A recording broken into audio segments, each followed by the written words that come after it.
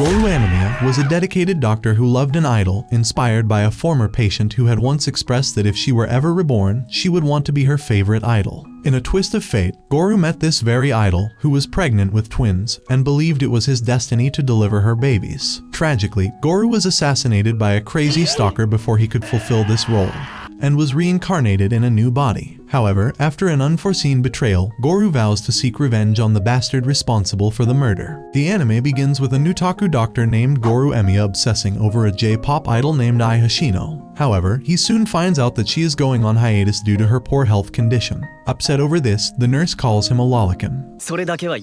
Gorou explains to her that he idolizes her because of one of his past patients, named Sarina Tendauji, who dreamed of becoming an idol. If she were ever reborn, she would want to be the child of a celebrity. Gorou tells her there is no need for her to be reborn since she is already cute, and when she is discharged, he will be her #1 fan. Sarina jumps happily at him, asking him to marry her, and Gorou replies, "When you turn 16, I may consider it."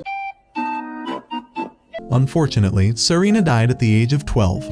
And Gorou says he follows Sarina's favorite idol to keep her in mind. Gorou makes his way to a patient's room while worrying about Ai's condition. As he looks over his papers, he notices that the girl in the room is only 16 years old and pregnant. While they are talking, the girl takes off her hat, and Gorou instantly recognizes her as the idol, Ai. Trying not to freak out, he steps out and has a little grieving moment.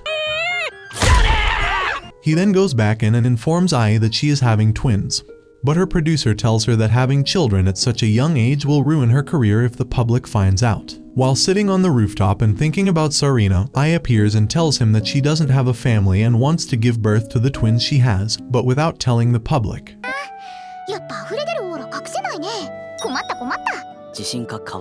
Gorou comes to a settlement that he will personally deliver her children to her, as he believes it is his destiny. 40 weeks have passed, and Ai's kids are about to be born. Gorou decides to go home for the night and wait until she calls him. On his way home, a hooded man asks if he is the doctor of Ai. However, since she used a fake name, he becomes suspicious of how the man knows her real name and chases after him. Gorou quickly loses sight of the man and looks over the cliff when he is suddenly pushed from behind and murdered. Gorou wakes up as the baby of Ai Hoshino, and his new name is Aquamarine, along with his new sister named Ruby. Although Ai can't remember people's names well, she tends to forget even her children's names at times. It's been a year since then, and Ai has been out of the industry for a while until today, which is the day she returns to being an idol. The producer has a meeting to discuss what to do with the kids and puts his wife Miyako in charge of watching them. Ai asks her producer if she can take the kids, but he instantly declines, telling her that if she does that, she can kiss her idol career goodbye. Aqua notices that as a mother, Ai is hopeless and reckless. However, due to the other two, things will work out. Ai goes to work, and Aqua turns on the TV, only to discover that his mother almost accidentally revealed something on her first day back.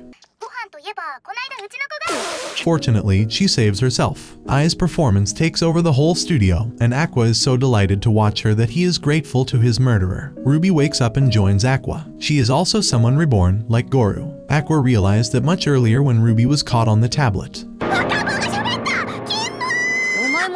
However, they both are unaware of their past identities. Aqua feels bad for Ai for having two weird, bizarre sets of twins. Meanwhile, the murderer of Gorou is also watching Ai's performance, slamming his hands on the desk and going crazy because of the kids Ai had. Later, when Aqua notices that unlike him, Ruby is actually accepting breastfeeding from Ai, he asks if Ruby was a girl in her previous life. Ruby nods, and he decides to let her slide. While Ruby was talking about a creepy Netaku who is obsessed with her mother, obviously she is talking about Aqua. Ruby has a diaper accident, and Miyako starts changing her diaper, but regrets her decision to marry Seidu and ends up having to babysit someone else's kids. She had hoped to meet handsome young models, but seeing that her plan failed, she got an evil idea: Ai's maternity health book, and started taking pictures of it, intending to reveal her high-paying magazine. Aqua realizes that the size difference between them is significant, so killing Miyako is out of the question. Aqua and Ruby decide to act as special beings sent by God. Ruby's performance helps a lot in convincing Miyako, saying that the penalty of death awaits her if she fails to comply with their demands, and the reward of having a second marriage to a handsome model is what Miyako was sold for. Later that night, Aqua covers Ruby with a blanket on the couch and thinks about how her passion resembles Sarina, his old patient. Ruby wakes up, thinking she heard something, but ignores ignores it, as there is no way Aqua would call her by her past name. Ai notices that her current salary is only 200 yen a month, which cannot provide a good life for her twins, nor would she be able to send them to the best schools. After Ai leaves, Ruby and Aqua confront Miyako about this issue, and she responds with the troubles of joining the industry and the slim odds of becoming an idol. Meanwhile, Ai is not feeling motivated and opens social media, only to find a user pointing out that her smile seems off, putting Ai in an even worse mood. The twins forced Miyako to take them to the shoot because they were very worried about their mother. Miyako strictly told them to avoid anything that would attract attention to them. The performance began, and B-Komachi had the whole audience pumped up. Meanwhile, Ai keeps thinking about that comment. As a professional, she practices her fake smile in front of the mirror, making it perfect to every millimeter. Suddenly, her attention diverted to the overly excited twins who were more pumped than any of the other fans. Aqua and Ruby got carried away, while Ai gave a genuine smile on seeing how cute her babies are. Someone made a video of them and uploaded it on Twitter. With over 2 million views and thousands of retweets, having Miyako gets an earful from her husband. The same person who complained about Ai's smile now comments that this is what he wanted. Under the picture of Ai smiling over her babies, a year has passed, and it is no longer suspicious for Ruby and Aqua to talk in front of others. After using a difficult phrase and receiving a head pat from her mother, Ruby surprises Ai. However, instead of suspecting anything, Ai thinks that Ruby is a genius like her mother. Since the promotion event, Ai has been getting more and more gigs, and she finally makes her debut in a drama series with a minor role. The twins again force Miyako to take them along to the shoot. Aqua bumps into the director, who warns them to throw both twins out if they start crying. Aqua panics and gives a detailed apology, which piques the director's interest. The director hands him his card and asks how he knows such high vocabulary at such a young age. To avoid suspicion, Aqua states that his enriched vocabulary is all thanks to YouTube. The director has a talk with Aqua, explaining the hierarchy, how they have to cast the main girl with strong agency, assign a side role to the most talented actor, and offer a newcomer like Ai the opportunity to bring freshness to the scene. Ai gives a perfect performance, as looking cute in front of just a camera is easier than in front of a whole crowd. Ruby and Aqua join Ai to watch the episode at their home but are agitated when all of Ai's scenes are reduced to just a single faraway shot. Aqua took out the director's card and scolded him over the phone. The director apologized, saying that he was pressured by the big agency of the main girl. The focus had to remain on the lead girl being promoted. However, Ai was too pretty and was stealing all her spotlight. The director explains that Ai's scenes were cut because she was too good. To rectify the unfortunate event, the director offers Ai a role in his movie, but only on the condition that Aqua agrees to accept a role in it as well. Aqua agrees to this bartering. However, the movie is just a low-budget project. Upon arriving on the set, Ruby rolls on the floor, crying and wanting to go back to her mother. Aqua wonders how she is not embarrassed to act like this at her age, not that he knows how old she actually is on the inside. Kana Arima, another child actor in the movie, interrupts the movie. She then insults Ai, saying that her one-shot scene in the recent drama was so bad that they decided to cut it out. Aqua and Ruby put all their strength into not trying to murder Kana at this moment. During the scene, Kana gives a flawless performance while Aqua is certain that if he tries to act, he will just end up ruining the scene. However, when the director reveals that he only wants Aqua to act naturally for this role because he finds him creepy even without acting, Aqua gives a perfect scary performance. This leads to Kana getting upset over being overshadowed. 3 years later, the movie was released and it was very well received. Even though everyone did a good job, the one who carried the whole movie was undoubtedly Ai. She started landing more high-profile work after that. The twins started preschool, and whenever Aqua would try to ask Ruby about her previous life, she would evade the question. During dance class, Ruby runs away and Aqua follows her, learning that Ruby had never danced before. Ruby had spent the majority of her life in a hospital room, and putting dancing aside, she had to try very hard just to walk.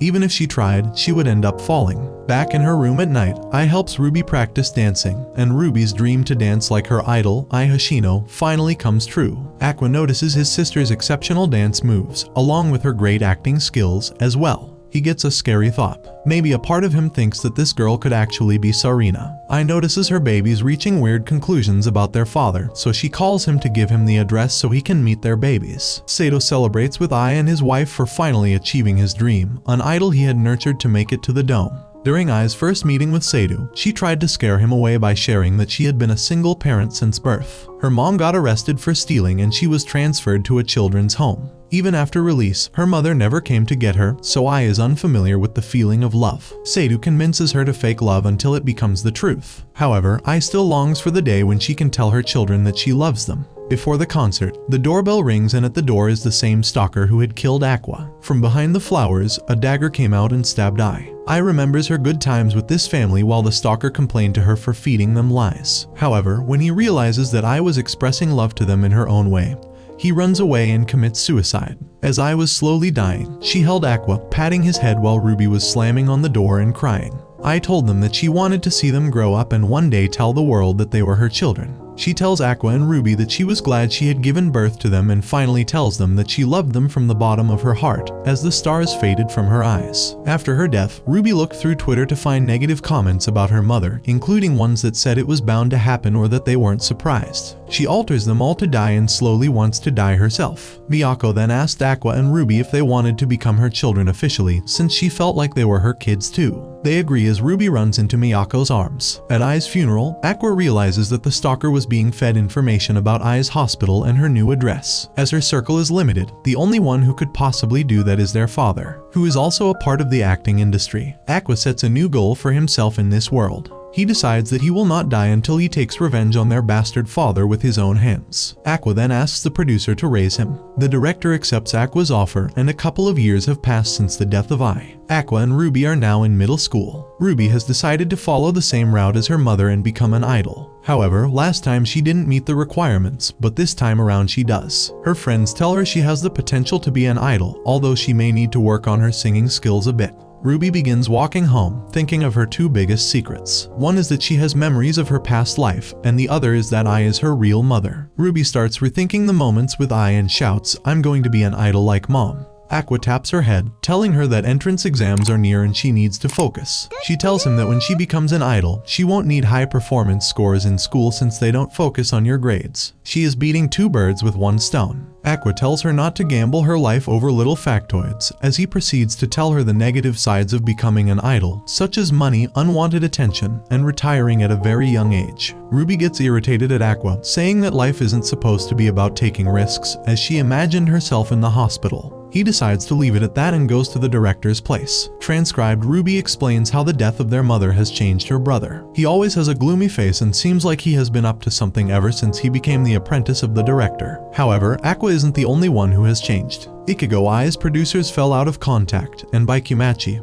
who was on Ai's team, disbanded after losing her. Strawberry Production no longer has an idol department. Ruby suggests to her adoptive mother that she just put together another idol group. But she tells her that it is not that easy. Ai was a very special person and gave them an experience no one can easily forget. As Ruby does the job longer, it becomes clearer to her that miracles don't happen like that twice. As Ruby was thinking over what was said, she received a phone call from the idol industry, but was unfortunately rejected, or so she thought. As it turns out, Aqua was the one who had rejected her, pretending to be the agency in order to protect his sister from becoming an idol. He wanted to do what was best for her and told the director that he wouldn't let her follow in Ai's footsteps. The director says that Aqua had quite the sister complex. Aqua replied that it was better for him to be alone, as he alone could take care of everything. However, Aqua's plan doesn't exactly work out, considering Ruby is scouted by another agency shortly after. Ruby continues to tell Aqua and Miyako about how Ai became popular only because she was scouted, as this must be a sign.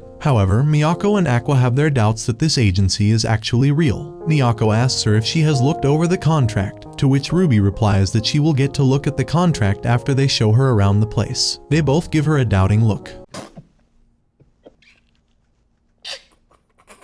Aqua begins thinking of a way to stop her, even if that means bad-mouthing the company with his own hands. He takes the Strawberry Company card to pretend he's a scouter and invites a girl who was in the same agency that invited Aqua into the production room. She thought that since Aqua was young, he was going to trick her into doing something bad. Miyako glares, thinking this is already a nightmare for her. Aqua questions her about the contract they are required to sign, including the vibes there. She replies that her pay is less than what she agreed on. She doesn't receive enough money, and the studio favors some girls and puts them above everyone else. Miyako tells Aqua that this is how the idol industry works for most companies, and putting together an idol group full of young girls would be very difficult now. Aqua tells her that he is not going to let her join an agency where rumors like that are spreading. Aqua suggests hiring that girl for real to Miyako, but Miyako tells him that she would never hire someone who bad-mouths their colleagues. Ruby begins to get ready for her big day of visiting the agency. Miyako asks her if she's ready for this and tells her about the hardships of becoming an idol, including the possibility of gaining a stalker. Ruby says she wants to become an idol just like her mother and will make it come true. Miyako tells her not to join that particular group and instead join her agency, the Strawberry Productions, as they plan on making a new idol group for the first time in over a decade.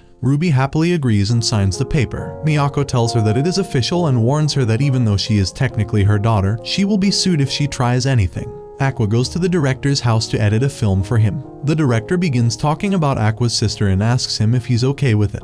Aqua replies that he doesn't care since it's better than having her perform with some unknown group. The director then asks if Aqua has an itch for acting again, but clarifies that Ruby is the only one trying for the performance school while he himself is trying out for general education. The director reminds Aqua that when he first asked him to raise him, Aqua had a spark for acting. However, Aqua's intention at that time was not to become an actor, but rather to get closer to finding his father, who had gotten his mother murdered. He tells the director that he has no skill for acting compared to Ai. The director says that he sounds like an ape and needs to stop comparing himself to Ai, as he will never be her and she will never be him. He tells him that everyone has the right to dream, and he was about to, until his mother busts into the room. Aqua begins to question why he's 40 and still living with his mother. The director tells him that he's too young to be acting like an old Joe and advises him to follow his dream. Aqua and Ruby arrived at Yoyudo campus to take their tests. They both passed with flying colors. Ruby's beauty was enough and Aqua's knowledge from his past life got him outstanding results. As they were grouped at the window, a girl heard Aqua's name and instantly knew he was the same person. She did the play a while back. She got excited that she could finally see Aqua again,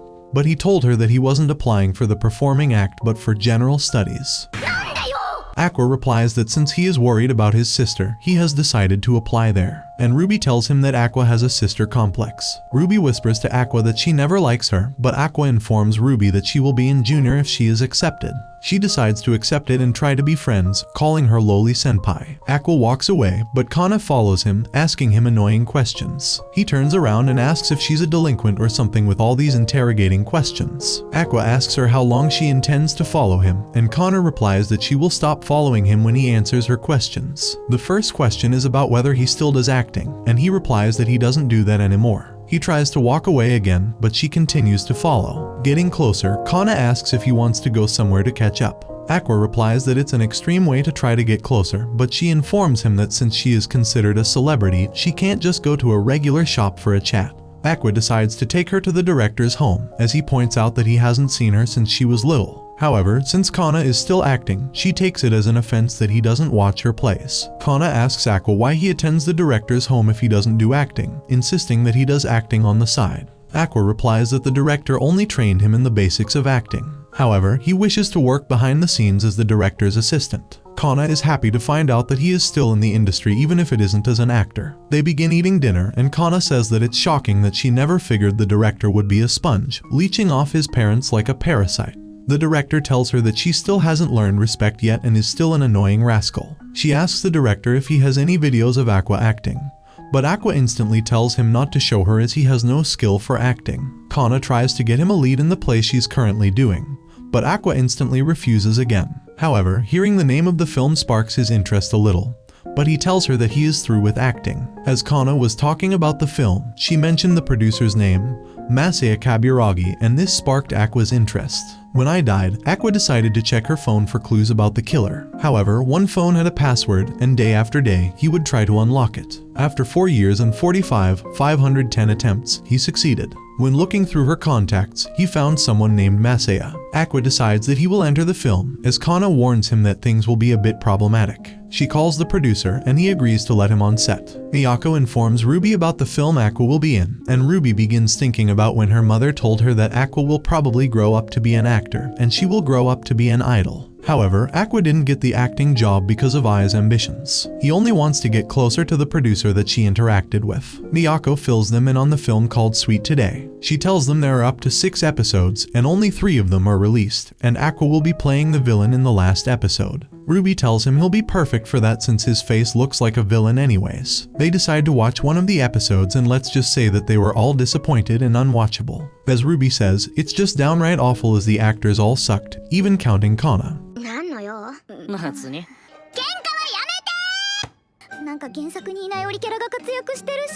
Aqua tells Kana what Ruby said and she flips out. She replies that there are hardly any high schoolers who can act as good as she can. Aqua wonders why it turned out like that, and Kana says she is being held back since nobody knows how to act. And if she went all out, she would stand out, leaving the other characters with no attention. Kana also tells him that when the author of the original manga came to the film, her face was full of disappointment since the actors and the staff behind the scenes had worked hard. Kana decided that at the very least, she can appreciate their efforts and dial down her acting a bit.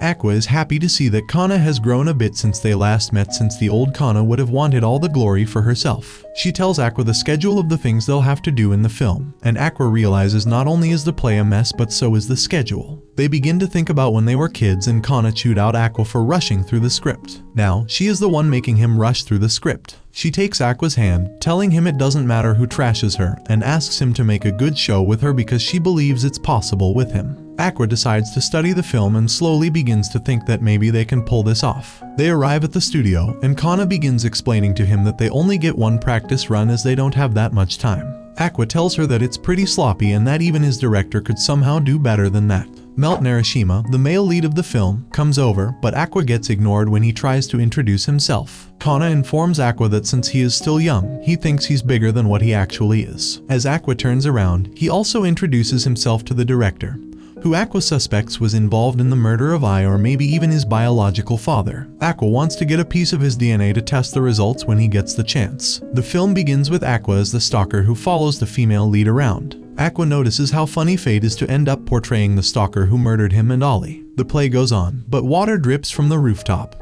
causing the male lead to get distracted and forcing them to start over. Kana tells him that his acting was just fine. Aqua replies that it is something anyone can do if they are trained for it. He begins to rethink his last play with Kana, thinking that the only reason his acting was scary was because of his age and his mentality. But now that his body has caught up to him, he's just a dull silver dime. Kana gets excited that since she is the main lead, it's her job to give it her all. But Aqua slowly crushes that by replying that he was surprised that she was still acting, since he hasn't seen her lately. Kana mentions that it has been rough for a while as people began forgetting about her, but she kept practicing even when times were down. But now she is happy that she is finally being recognized for her hard work. Aqua goes outside where he overhears the director talking about how Kana is easy to use. Since she was laid off from her former employer, she is now just a dirt cheap actress who he can still use to obtain a little recognition. Nonetheless, he sees her as nothing more than a tool. The director dumps his cigarette in the trash and Aqua obtains a bit of his DNA. However, after thinking about what he said about Kana, he decides to go out with a bang. Where Aqua notices the leaking water from the shed's roof due to rain. The crew has already taken notice of the places with puddles, so they have altered the marks in such a way that actors do not have to stand on them. Aqua drills the scene into his head one more time, as he has already memorized the entrance, surrounding set, camera placement, lighting, and his appearance in the cutaways while rehearsing. As the shooting continues, Kana stands in front of the camera and thinks about the air around her becoming thick with tension, since all eyes are on her once the camera begins to roll. A long time has passed since she was called a genius actor during her childhood days, and now she thinks of this chance as a test. Being pampered by everyone during her golden age, she wonders if it was her lack of talent or just a change of mind in people as they got tired of her. Right now, the internet only addresses her as the expired child star or former genius star. Even after her prime time passed sometime after elementary school, she held on to this industry, hoping to get a chance once again, and finally manages to land this long-awaited lead role. She intends to grab all the straws to turn this scene into the best one.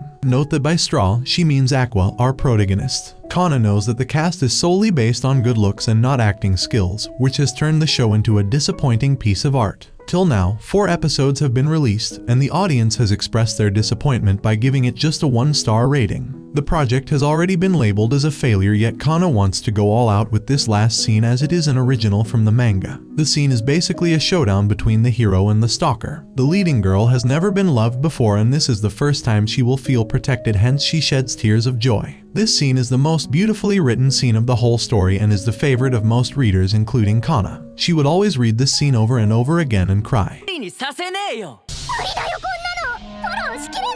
The leading male character, Melt, is not very strong when it comes to acting, so Kana plans to synchronize with him to back him up. This way, the scene might turn out just as the author intended. With high hopes, she begins the scene, but all her plans are ruined when she realizes that this purple-headed arrogant monkey is just too bad. He might turn into a good actor way ahead in the future, maybe when Deku stops crying, or when Inosuke gets Tanjiro's name right, or when Saitama finds a worthy opponent. She gives up on her hopes of turning this scene into the beautiful moment it actually is. It's finally time for the grand entrance of Aqua that we have been waiting for. He intentionally walks over the puddles so that the mic picks up the sound of his footsteps, as it would enhance the intense mood. As he begins to say his dialogues, Connor realizes that Aqua has improved even more since they last rehearsed together. Being fully aware of his lack of acting skills and possessing a captivating aura like his mother, Aqua decides to utilize everything he can, including water puddles and props, to turn this scene into a masterpiece. He mocks Melt by getting closer to him and whispering that he is really ugly up close. Melt gets triggered and loses his composure, becoming seriously angry at Aqua. However, this is exactly what Aqua wants, as Melt is finally showing the aggression that the hero showed in this scene. Aqua proceeds with a creepy smile that a stalker usually has. The crew notices that Aqua is improvising his lines and ignoring his voice. The guy in charge can see the positive impact Aqua is making, so instead of telling him to stick to the plan, he tells his underling to make the lighting stronger. Meanwhile, Kana also senses the change in the scene due to Aqua's presence and can see the scene resembling how it was in the manga. As the director pointed out, Aqua has the skill of quickly understanding the story and reading the author's mind, so he sets the stage for Kana to go all out. Proceeding with the scene, Aqua takes out a dagger from his pocket and licks it in the creepiest way. He charges towards Kana, and at this moment it feels as if Aqua is no longer acting and would stab her for real. Vault saves the heroine with a punch, and even after getting bruised, Aqua keeps up with the creepy smile, just as a creepy stalker should.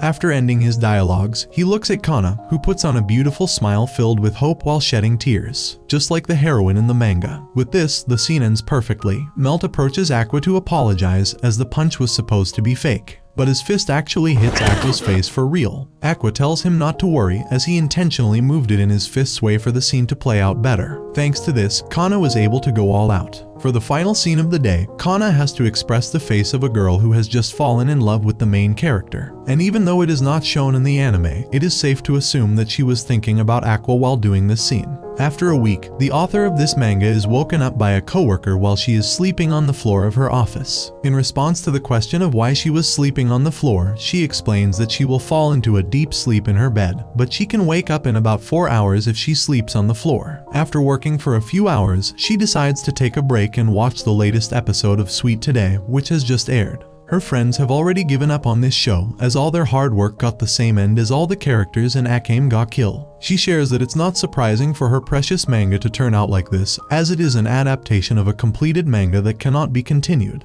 The artists whose manga have been adapted before always advise against getting one's hopes up. Her words are not in sync with her eyes, as she starts crying when the episode ends and feels thankful to have received this drama adaptation. Most of the viewers have already stopped watching this series, so only the core manga fans or fans of the cast kept watching until the end. Therefore, this last episode never went viral. However, it received a lot of praise and attention from the remaining community on the internet. At the wrap party of Sweet Today, Kana starts talking to Aqua about scandals, and then this sneaky lowly senpai asks if Aqua has a girlfriend. He replies that he does not. After the author of the manga thanks Kana for her amazing performance in the last episode, Masaya, the producer, approaches Aqua. He has already conducted DNA tests on Masaya's sample, and it turns out that their DNA does not match. However, Masaya states that for some reason, Aqua's face reminds him of Ai's, as he had a very close relationship with her in the industry. Moreover, he would also take care of her in various aspects, like introducing her to good clients or recommending good discreet restaurants when she met with a boy in secret from her agency. Aqua finally finds a clue and asks him who Ai was seeing. Masaya is intrigued to know that Aqua is interested in the gossip of a late celebrity. Although he doesn't know exactly who Ai was seeing, he offers Aqua a deal in exchange for some information. Since Aqua has a pretty similar face to Ai's, he is offered a chance to participate in a reality dating show. The next morning, Ruby gets ready for her first day at the new high school, while Aqua is already dressed up and waiting for her at the entrance. It's the same scene where the previous moment ended. After saying goodbye to a picture of their beautiful mother, they head out for school. After attending the entrance ceremony, they walk toward their classes. However, they are ambushed by Loli Senpai, who congratulates them on being being admitted, and then briefly introduces the specialties of this school by pointing out various famous actors and idol students. Ruby enters her class and takes an empty seat. By this time, we already know that since she is a major character, she will have the last seat in the corner by the window. In the next seat is the beautiful Minami Katabuki. Ruby becomes jealous of Minami's figure and immediately Googles her name. She praises her for being such an enriched, sexy model. After classes, she introduces her new friend to Aqua. It turns out that Aqua has failed to make any friends, so Ruby favors him by asking Minami to become her loner brother's child.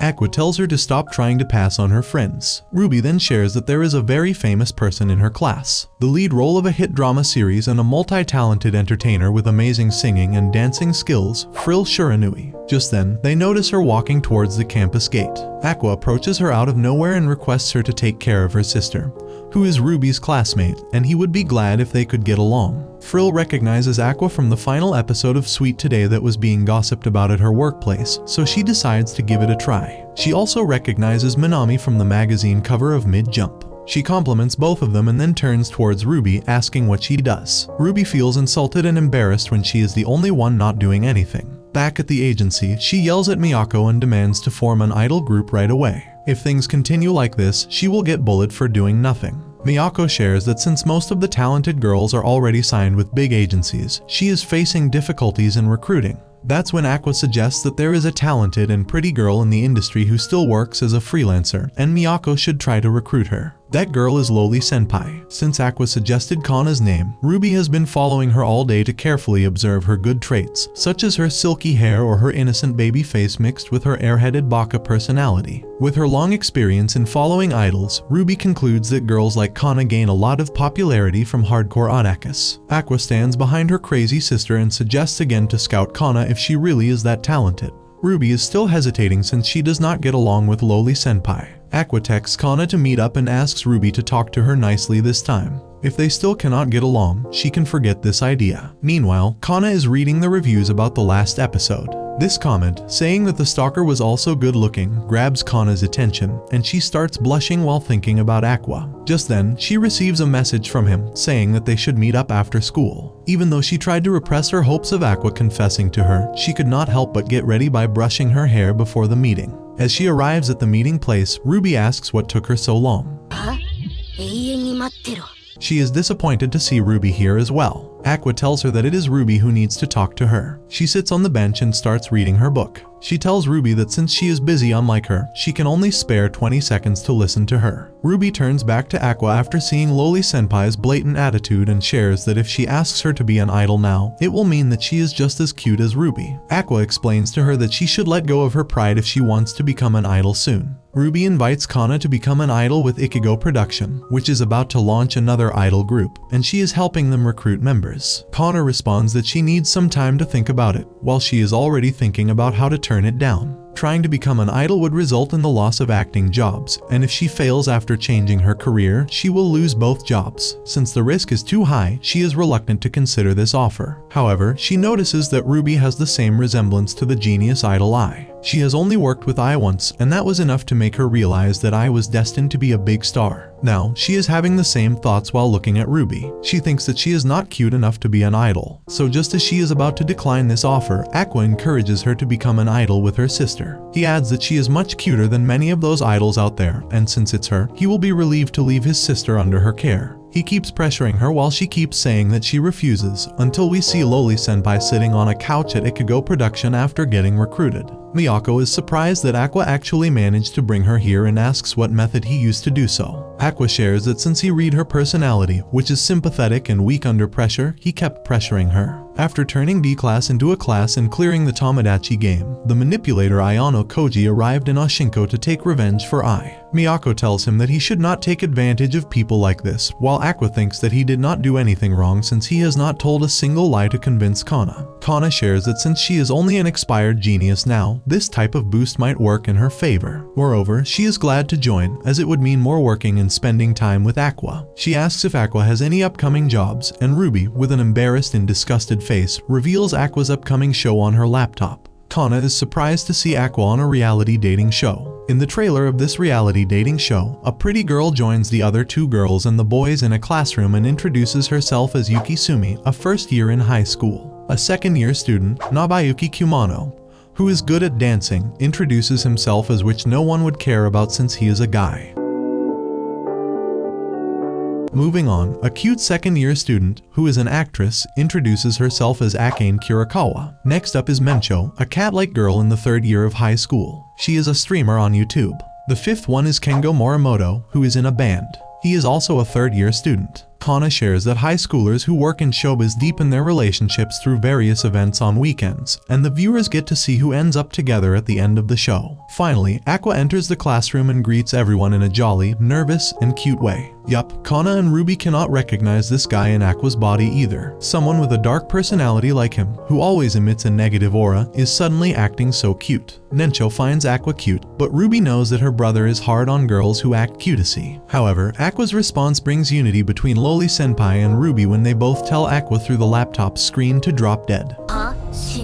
Aqua tells her that she is cute too, and she makes him blush. Kana and Ruby can't believe the duality of this guy who is getting carried away by being surrounded by pretty girls. Finally, Miyako puts some sense into them, stating that this show requires him to act like this. Since he is a professional, he has no other choice but to keep up this act. What really worries Kana is that at the end of the show, Aqua might actually get together with someone for real, and the kiss and stuff among couples are common. This makes her feel sad and jealous, wondering why Aqua accepted a show like this. Miyako tells her that once she becomes a major actress, kissing and other stuff will also be required from her too, so having prudish views like this will only hold her back. At the shoot, Aqua is having difficulties interacting with Memcho, and all he can do is nod along. Masaya managed to convince him by promising to share a deep inside story that even Ai's agency is unaware of. Therefore, he has to go along to find his father, who is the murderer of Ai. The show only requires the contestants to be friendly and be careful of the static camera angles. Reality dating shows have been around for about 20 years now. Noticing Aqua and taking notes, Yuki shares that these shows really don't have a script.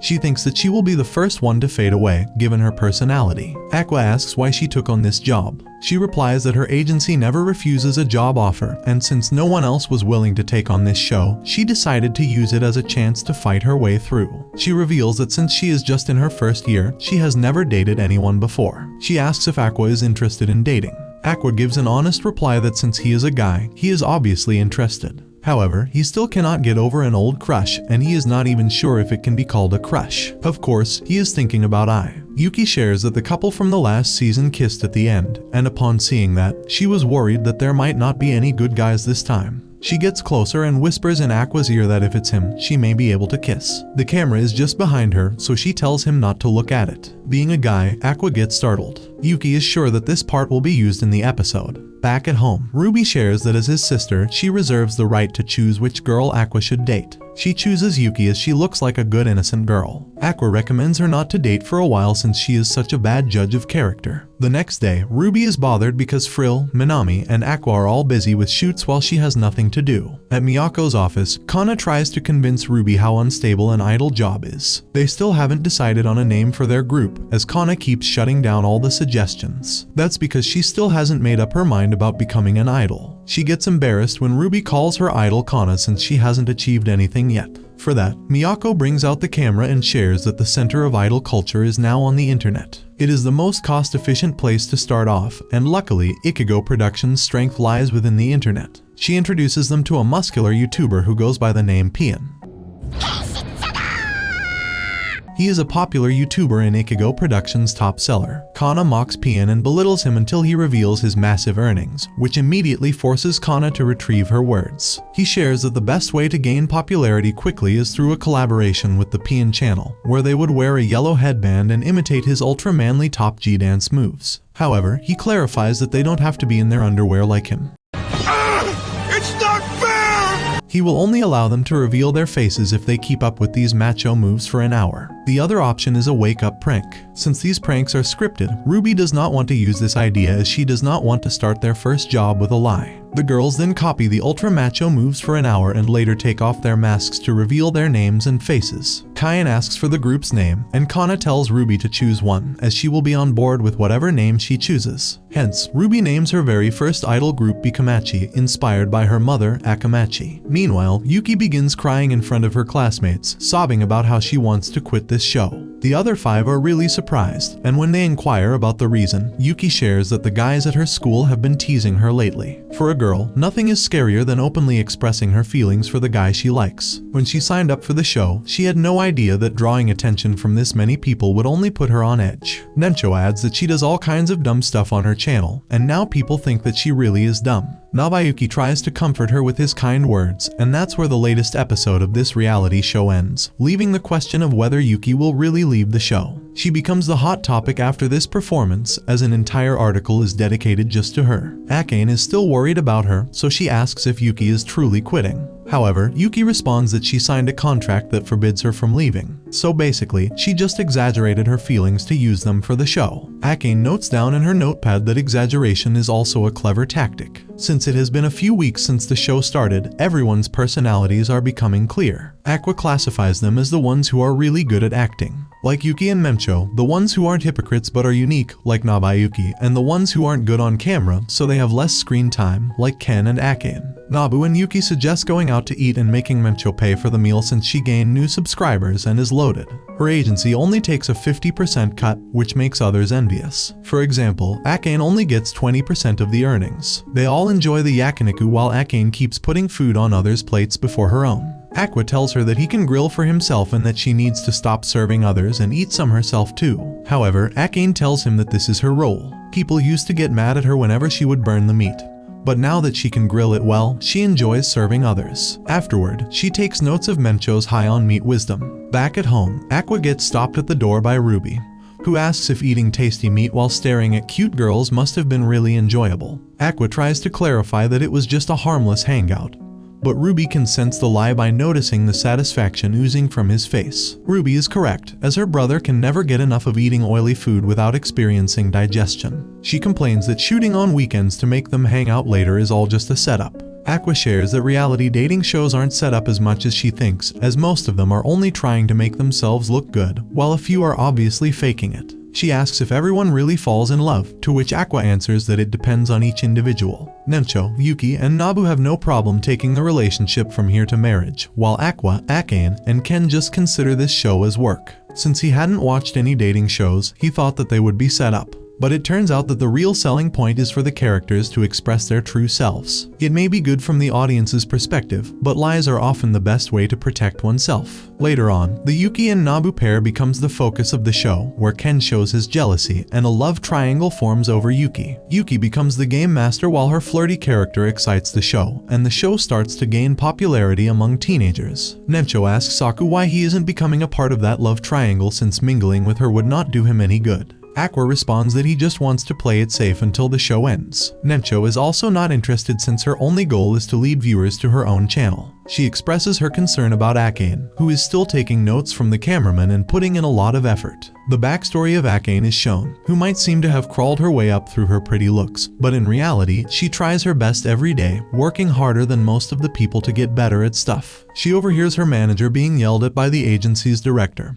who expresses his anger towards Akane for not being able to get any screen time on the dating show, despite finally being given a chance to shine. The manager tries to defend her by stating that she is already doing her best. However, the director argues that her best efforts are not generating any revenue, and he regrets choosing her over all the other girls. Akane apologizes to her manager, but he tells her not to worry and to continue doing her best as he will act as her shield. Akane sheds tears as she looks at her notes and decides to work even harder to make her presence known. At the Ichigo Productions office, Ruby tries a new drink that turns out to be gross. Being a Gen Z, she immediately starts writing a post about how poor this new drink is to get her money's worth. Just then, Kana interrupts her with a newspaper smack. She explains to Ruby that if she writes badly about any product or store, and they happen to be ego surfing, it will result in them being reluctant to hire them for any future projects. Kana checks Ruby's phone and discovers that Ruby also frequently engages in ego surfing. Kana mocks her for searching her own name and even writing cute alongside it. She then gives a whole speech on how the revolution of ego surfing has taken over the world. Ruby realizes that beneath her pretty face, she is just a baka. Meanwhile, Akane is ego surfing in her room, and the words associated with her the most are non-existent. The next day during the shoot, Aqua discovers Memcho and Ken shooting videos for her TikTok. Memcho explains that she first started posting videos on TikTok and later turned into a YouTuber since it pays better than any other platform.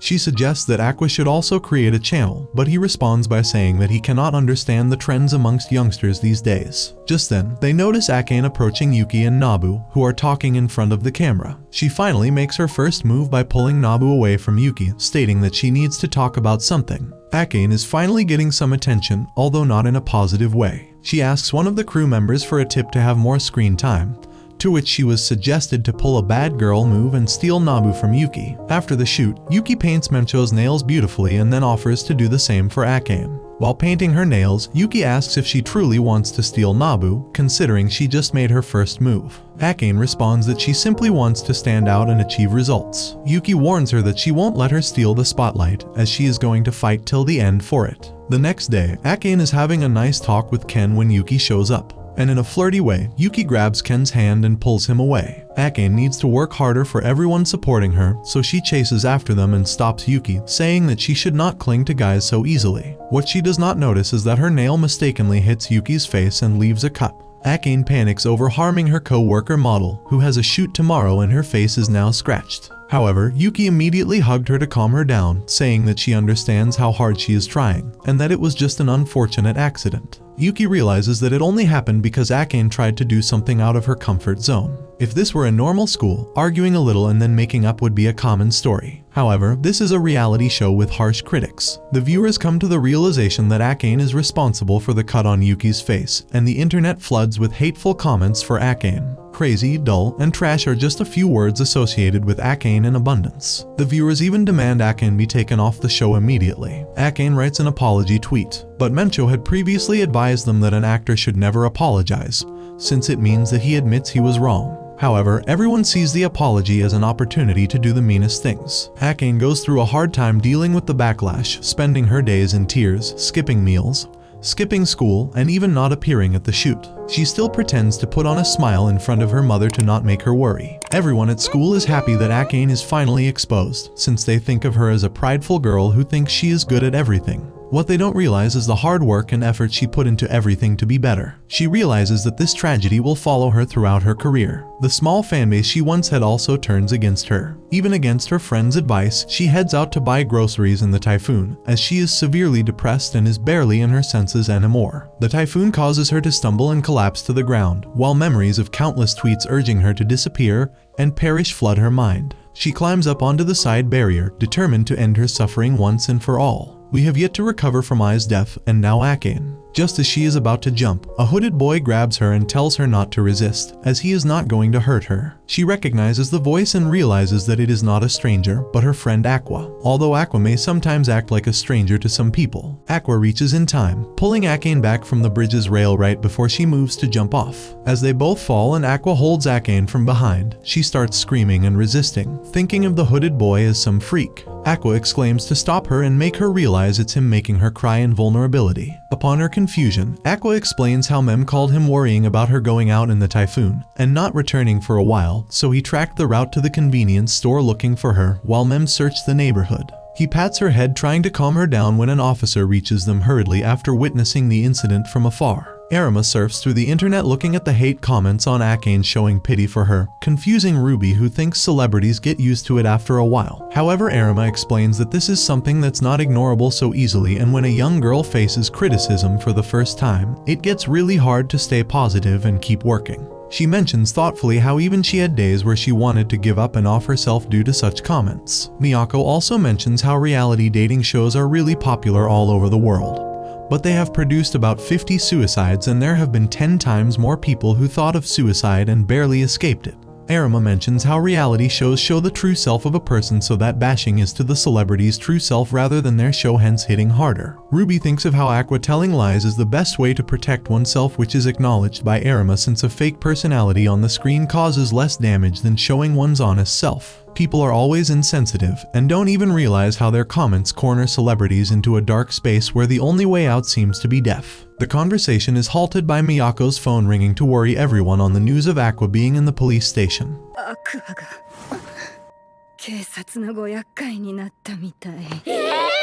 Akane's mother is shocked to hear all this since Akane didn't allow her to watch the program. A vulnerable Akane exclaims how she didn't want to worry her mother and starts wailing even more badly. Aqua, who is sitting outside on a bench, is greeted by Miyako, who talks about how she thought he was in trouble, but she is proud of how seemingly disinterested Aqua was this observant. Aqua mentions how people can die easily, so a scream for help should always be responded to, not being able to handle how his nice nature is being known.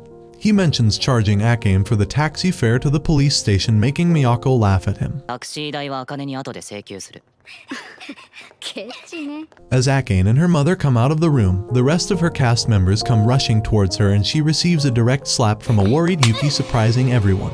Yuki starts crying, hugging Akane while she stands there stunned, not expecting this much care from her team members. Aqua asks Akane what her next step will be, since a reality show using minors can't complain over her quitting if things have gotten this far. Akane contemplates the decision and decides not to back out now. As the others mingle to lighten her mood, Aqua takes his leave, pissed off at the producers for ruining her image and at the people who commented on whatever stupidity came to their minds. Since Aqua knows police stations have a media office waiting for news like that to use it, he hands them the news of Akane's suicide attempt, disappointing Miyako, who does not understand his intention behind all that right away. Aqua wanted people to realize the intensity of their comments, and as the news of Akane's attempt spread out, a few decided to back away, but there still wasn't any strong impact, nor was Akane coming out of her house yet, so Aqua decides to start the literal reality show now. He approaches Mem to ask her for pictures and videos of all the casts that she records to choose to put on her channel. He explains how he wants to show the real perspective and not what the producers are showing officially. Mem is impressed by the idea and offers to upload the content since she knows how to make content go viral. The rest of the members also offer their support, and Yuki mentions how their sweet moment after the fight was recorded in a static camera nearby, so they should upload it too. Aqua approaches one of the staff whom Akane has been discussing the notes with, but he refuses to make the video live since it would ruin the show's image and cause him trouble, even if he's well aware that Akane is a pro. Aqua tries to make him understand that Akane is half his age, and he should be protecting the kid for her to grow. The person finally understands Aqua's stance and gives him the recording.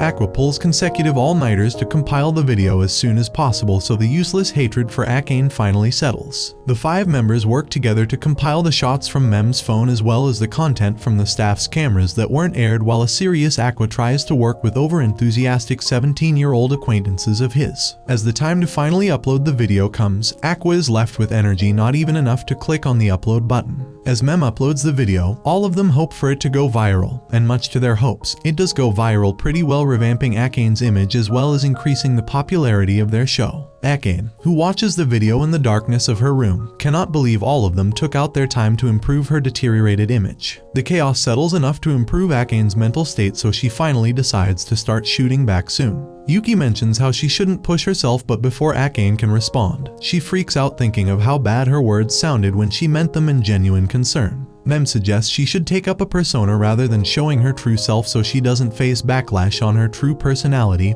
and sticks to a role throughout the show. Even Aqua agrees with Mem's words, so Akane decides to take up their advice. Mem rants about how Aqua is a man of many faces, so at least he should show one to them, while Aqua simply refuses to do so. Akane wonders what kind of role she should adopt, making Mem and Yuki creepily move to Aqua asking what type of girl is his type since he's the only guy in this room. Aqua thinks about it, as Ai's face flashes in front of him, and mentions how she likes a girl with a pretty face, making the two disappointed at him being into visuals of girls like every other guy. Aqua ignores the two and continues listing Ai's fascinating traits like her bright smile, perfect performance, invincible speech and manner, and captivating eyes. This confuses the 3 girls, but then something clicks in Mem's head and she figures out what Aqua's confusing stuff is referring to. Her mentions of B-Komachi's eyes make Aqua halt in surprise, yet he agrees that it's what he was referring to. The 2 girls excitedly convince Akane to act like her and make Aqua fall for her, while Aqua is sure that no one can copy the charm of Ai's. Akane walks home determined to work hard since she knows Aqua worked hard on that video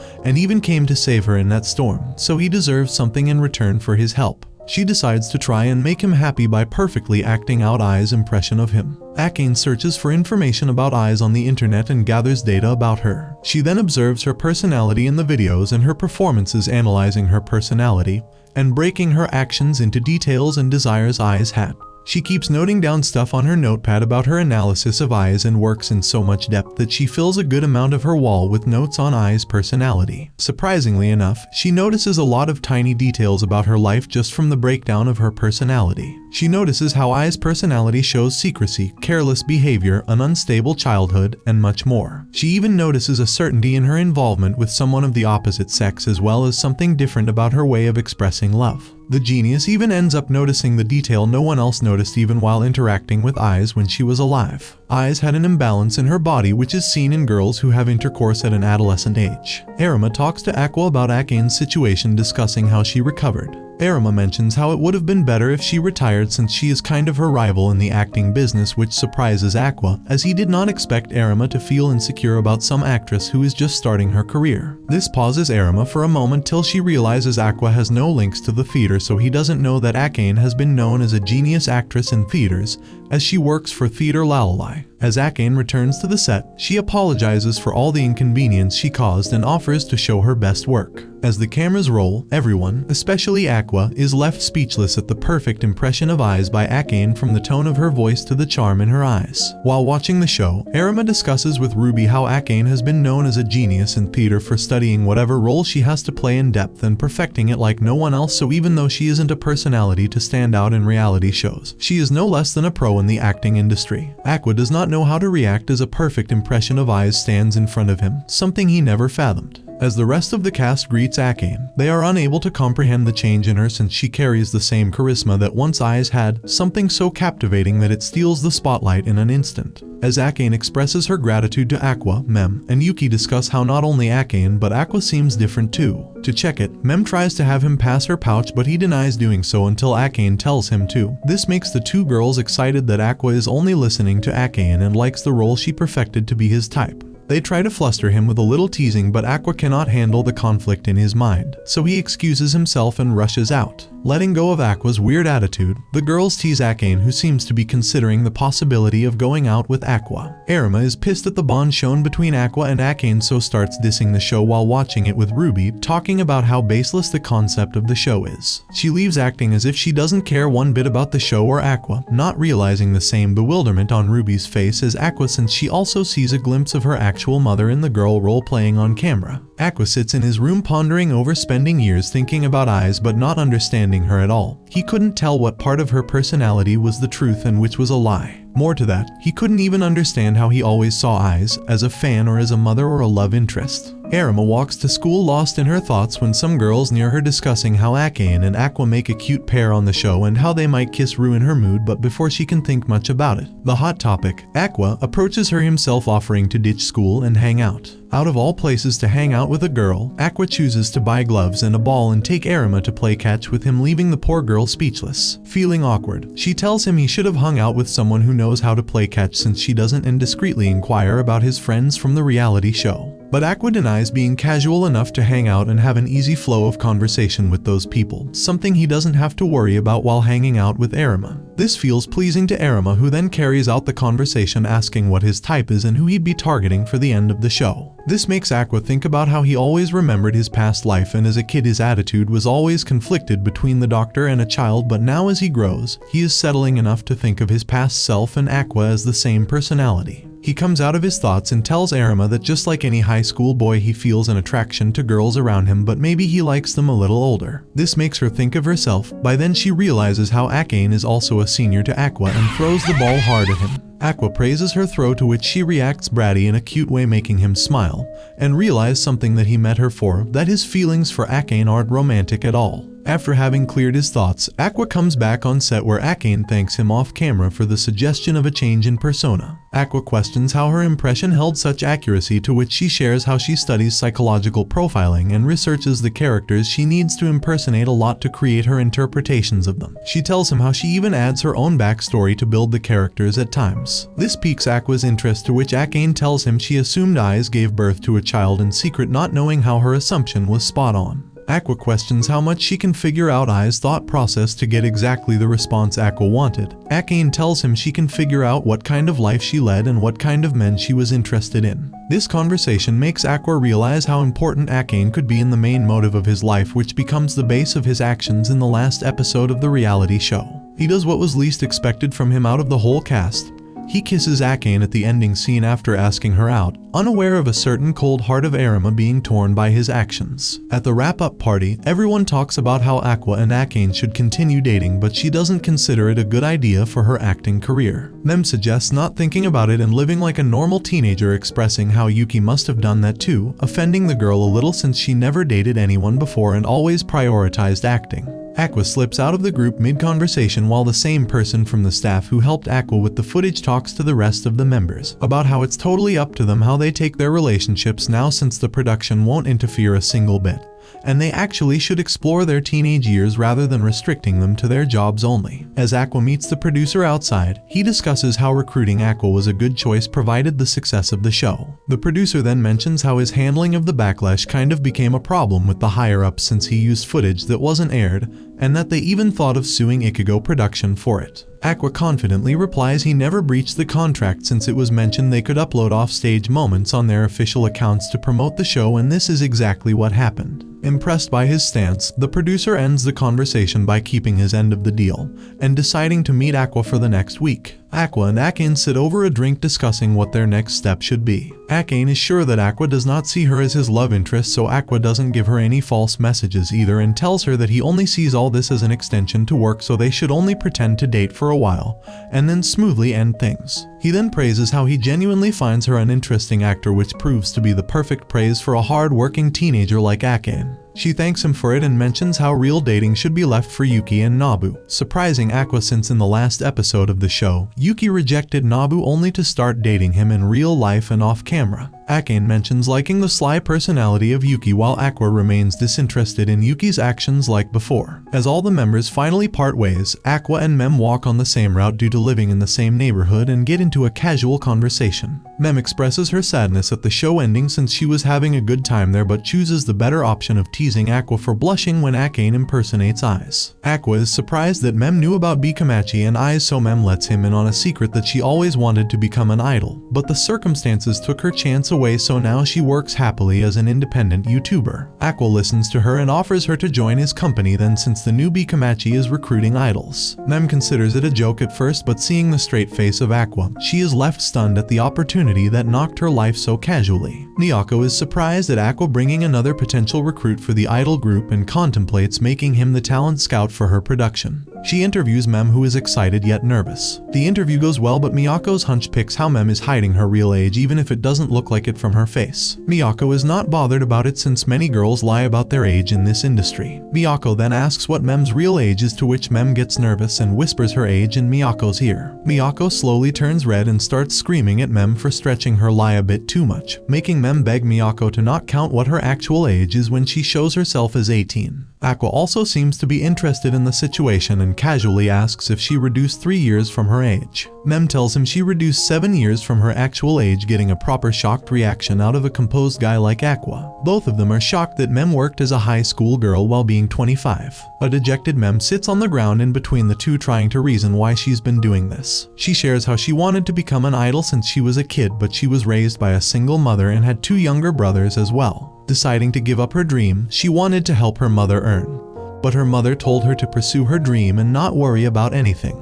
Mem auditioned for many agencies and almost got recruited by a major agency, but in her 3rd year of high school, her mother fell sick and was hospitalized. Wanting to pay for the bills and education of her brothers, she took a break from high school and worked all kinds of odd jobs to earn well. She worked hard enough to send her little brothers off to college and have her mother's health improved, but by this time she had already turned 23, and in Japan, it's treated like a taboo that girls older than 20 become idols. All the application forms also put up a condition to have girls only to the age of 20 as potential candidates. After losing her hopes of becoming an idol, she started streaming on YouTube, and in one of her lives, she joked about currently being a high school girl since she took a break from it and never completed it. She couldn't believe that her joke was taken seriously due to her build, and she gained a lot of popularity, making it impossible for her to back out, and now 2 years later, she's still hanging on to that lie of hers. Mem dejectedly tells them that she understands how big of an issue this can become if her real age is exposed, and she knows it's impossible to be 25 and become an idol. Ruby cuts Mem off before she can say she will never become an idol, since after hearing the whole story, she finds no issue in Mem becoming an idol. Arima, from the doorway, also mentions how her story feels a little relatable to her, but the little terms seem to be way off to the fact that a whole stream of tears is flowing from her eyes, reminding her of how her child agency kicked her out, and she had no support at one time too. Arima turns to Miyako, who says she never even said no, and looks at Ruby since she knows that the girls need to be on the same page and united for the group to work out well. Ruby also responds in the affirmative that no one should ever stop dreaming and this shouldn't be an issue for them. Aqua talks to Arima, trusting her to take care of the two girls, but Arima responds to him coldly, showing her jealousy when she calls him a womanizer, telling him to go care for Anik and not be so casual with them. She mentions she's going to take care of the two even if he doesn't tell her to, and offers Mem for the three to go for lunch together, making the emotional girl cry even more at the sweet nature of the girls. With 3 girls, the B-Komachi group can officially start working now. In school, Minami talks about Aqua's show love for real and mentions how awkward it must have been to see her brother kiss on screen. Upon Akane being called Aqua's girlfriend, she thinks of how Aqua's feelings towards Akane may be only based on the similarity she portrayed to Aiz. Their conversation is interrupted by Frill, who seems to be interested in the show as well and calls it a great eye candy since the show was all about cute guys and cute girls. Both of the girls are shocked upon hearing Frill talk so casually about such stuff, while Frill continues how her eyes were so pleased that she thinks her eyesight even got better by watching the show. Frill adds how she would have made a move on Mem if she was a guy in that show, while the two girls are amused at her funny talk and discuss how girls are supposed to keep an innocent image and not joke around while on sets and cameras, since men feel a rivalry with them that way. But many women have this side too. She even praises Aqua and mentions how she watched the show because her acquaintance, Aqua, was in it. Aqua's popularity increased a great deal after the show, and many girls from the entertainment as well as the general department developed a crush on him, but all are maintaining a distance, thinking he is dating Akane at the moment. But this show's popularity didn't only benefit Aqua but B-Komachi too, since after Mem's joining, they were able to make more professional videos and gain a greater number of subscribers, since Mem knows how to handle social media well. Mem expresses how they need to show their music as well to gain actual popularity, to which Arima informs how Miyako has asked a writer to create music for them, so they have to sit back and wait till then, but there's no fooling Mem. Since they're using the name B-Komachi and acting as successors of the original group, there's no issue if they use their old songs for now, so they shouldn't sit back and wait till Mem hits her 30s and starts working. They decide to start working from learning how to dance like the original B-Komachi, so they head to the dance studio and keep working. Mem and Ruby's energy is unmatched since they've been obsessed with becoming an idol, but of course, Arima does get tired of the over-enthusiasm since becoming an idol has not been her wish, so she acts a bit realistically. Arima stands near the vending machine exhausted and wonders if the two are intending to learn the rest of the 30 footage in the same day too, since she can't keep up with their enthusiasm. Her questioning thoughts on choosing to become an idol are interrupted by a water bottle touching her forehead.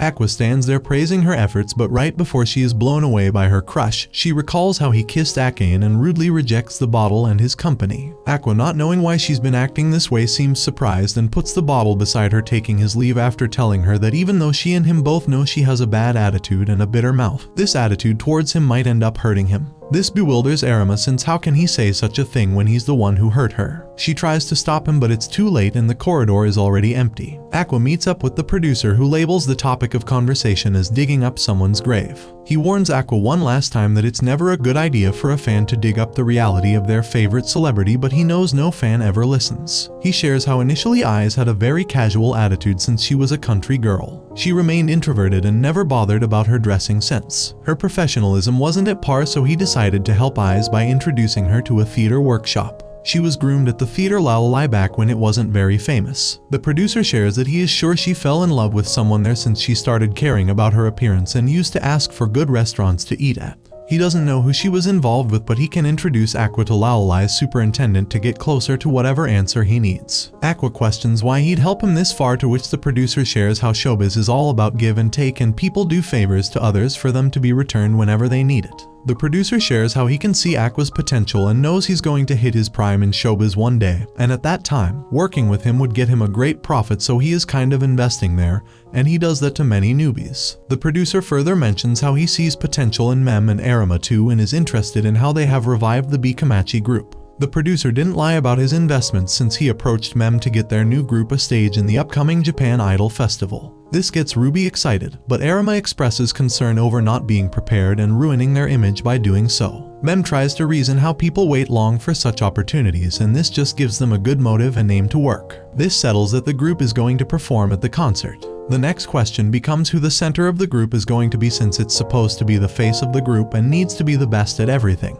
Ruby and Mem both show interest in becoming the center of the group, but the real question remains the singing capabilities of who is going to be the center. This reminds Ruby of how Arima made a green pepper song in her childhood that topped the charts, and the two joke about this funny memory pissing the poor child's star. The two girls then decide to settle the matter on whoever scores better at karaoke, but Arima excuses herself not being interested in becoming the face of the group. Arima shares how she tried out different fields since her childhood but never got popular once and has no fan following. She sits with her back facing them and tells them dejectedly that the center should be someone with a pretty face like Ruby or a good fan following like Mem, and not a bitter woman like her. Ruby expresses concern over her sulky attitude, but Mem tells her sweetly to join them later. At the karaoke, both get points in the 40 seconds and 50 seconds, proving how lame singers the two idols are, and argue with each other over the other being a bad singer. The two then settle, knowing they both need to practice their singing. Wanting to make fun of the green pepper song, they search for it and notice how Arima released some more songs after green pepper which never gained popularity. They decide to listen to one of the songs and realize that Arima worked on her singing after the green pepper song and sang those new songs even better. Meanwhile, the bitter self-deprecating girl who calls herself poor at singing sits in another karaoke room sipping her soda with a score of 97. The two overly energetic group members finally convinced Arima to become the group center since she's far better at singing than Mem and Ruby. However, the two thought it would be better to fool Arima into becoming the center by directly announcing it on camera rather than sitting down and convincing her with rational reasoning. Arima made them stop the recording and gave them an earful for considering her an easy pushover, who wouldn't be able to refuse once they put it on camera that she's going to be the main face of the group. The two ashamed ladies apologize for their tactic, and Mem explains their karaoke match results. She mentions how they heard Arima's other music videos and saw how she improved in her singing.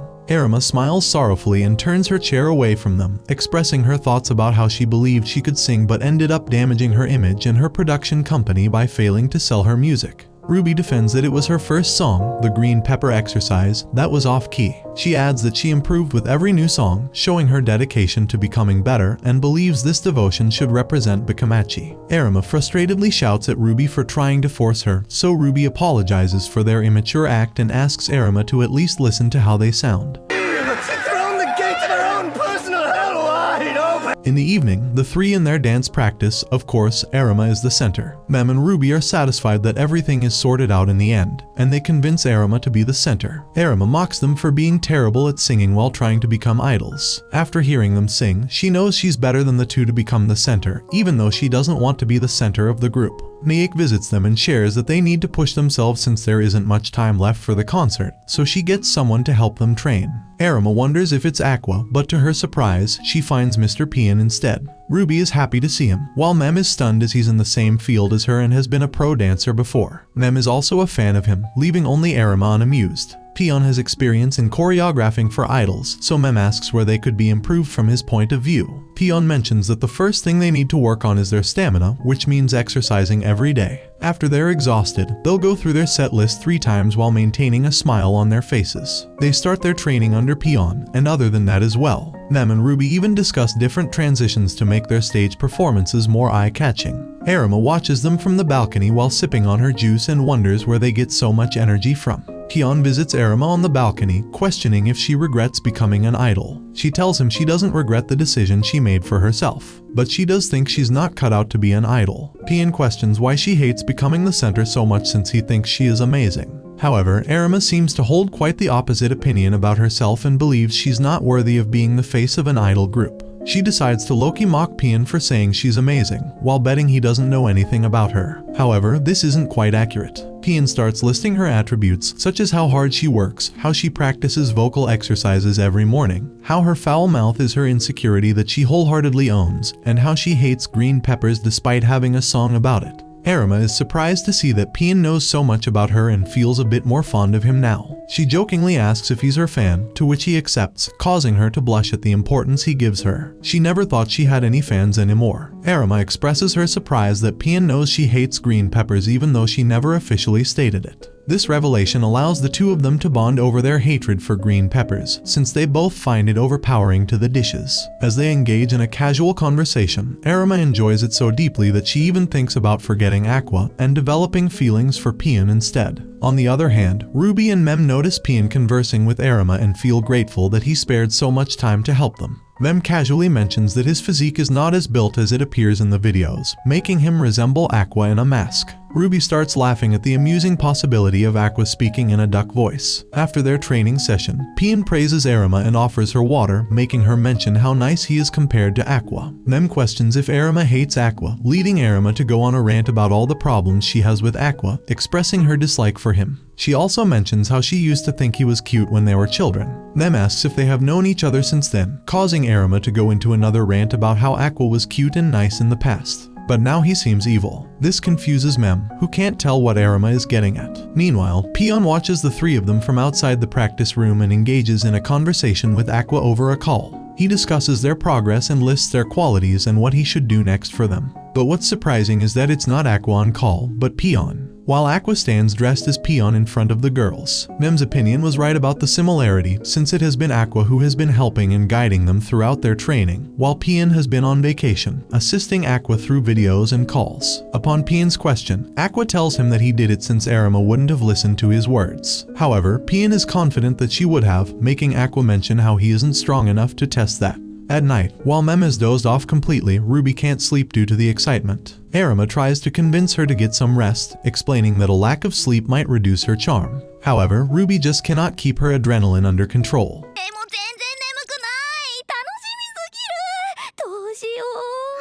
This makes Arima question how she is so excited and confident, since there is no certainty as to how their performance would go or how the audience will react if there is any audience. Ruby smiles at this and shares with Arima a glimpse into her past life by mentioning a time when she had no choice but to stay indoors. During that time, she became a fan of Ai and it brought joy into her life. Ruby also shares the bittersweet memory of her first love, who happened to be her doctor. He told her that he would be her fan if she ever became an idol, so she believes she will have at least one fan. Ruby dozes off while thinking about the whereabouts of the doctor, leaving Arima to smile at the sight of a sleeping Ruby, thinking of how she doesn't have anyone to support her like that. Arima walks downstairs, thinking about Ruby's words when she suddenly stops and hides upon spotting Pion's unmasked face on the table. Upon curiosity, she peeps to see his face, only to be stunned upon discovering that Aqua is wearing Pion's clothes.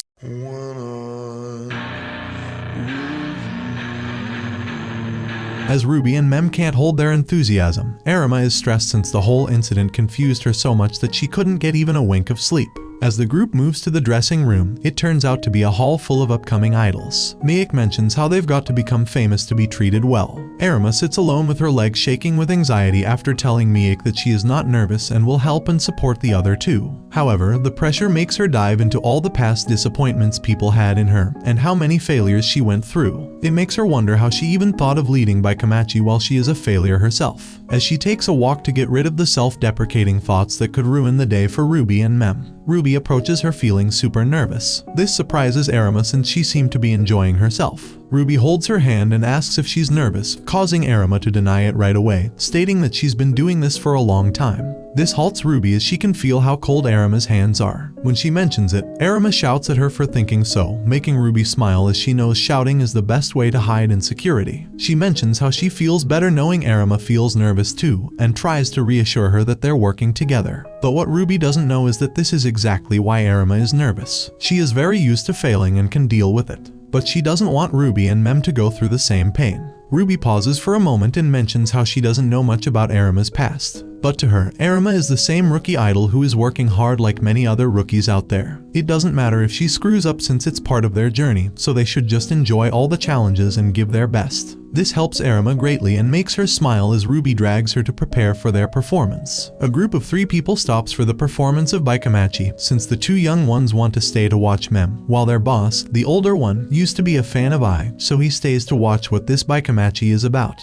Ruby chose her penlight color to be red since it was Ai's, while Mem chose yellow. The white penlight fascinated Arima, so she chose it for herself. As they stand on stage, Arima notices how the crowd is not bad, and she can see it's because of Mem, due to the large presence of the yellow lights. She also notices that the number of red pen lights isn't bad either. As they perform their first song, Arima does not feel as nervous anymore and can perform normally. However, she also notices the lack of white lights in the crowd and wonders if people would have liked to see Mem as the center of the group. The boss of the two guys mentions how this group is nothing like the B-Komachi, which was upheld by a star named I. But his words are halted as Ruby smiles the same smile as I on the stage, and the similarity in their charm makes him raise a red pen light subconsciously. Even Arima is stunned by the charm on Ruby's face and notices how she might be winning the hearts of people instantly, as if she was born to become an idol. She observes Ruby's positivity and enthusiasm as she thanks the crowd and announces their next song. Unaware of how Arima is once again indulging in her insecurities, as she sees the fans for Mem and Ruby while no one would look at her. Even while performing, Arima wonders how she's been desperately wanting someone to look at her, need her, and appreciate her, so that she works harder and harder. Even in this crowd, she wants someone to look at her and make her feel that she belongs to this group. Suddenly, a white light catches her attention, none other than from her #1 supporter, Aquamarine. He stands in the crowd with the white pen light in one hand and the other two lights in his other hand. Performing the same routine he and Ruby got viral for performing in their carts as babies in I's concert. Them, Ruby, and Arima all try to hold in their laughs as Aqua stands out in the crowd, performing the routine with the straightest face possible, making him look like a clown.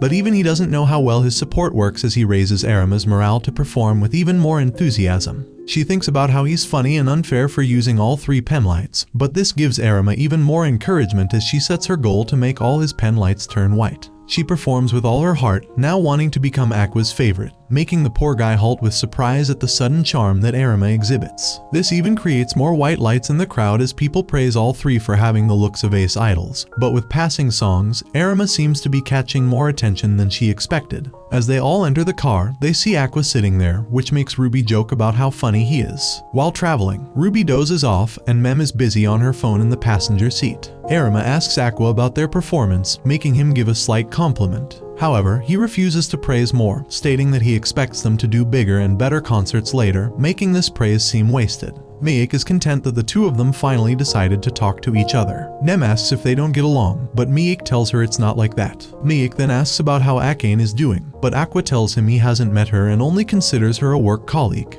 He mentions that he might meet up with her someday to take photos with her for the fans. The mention of them being work colleagues satisfies Arima, and she starts casually throwing insults at Akane, warning her to never get involved with someone like him. She also starts playfully mocking Aqua. Nem is surprised at how cheerful Arima suddenly becomes. It finally dawns upon her that Arima is interested in Aqua. This confuses her because she doesn't know whom she should root for between Akane and Arima, and she doesn't know who Aqua's interest is. Akane's manager finally brings her the new project she was offered, making her happier than ever since she'll be able to work with Aqua again.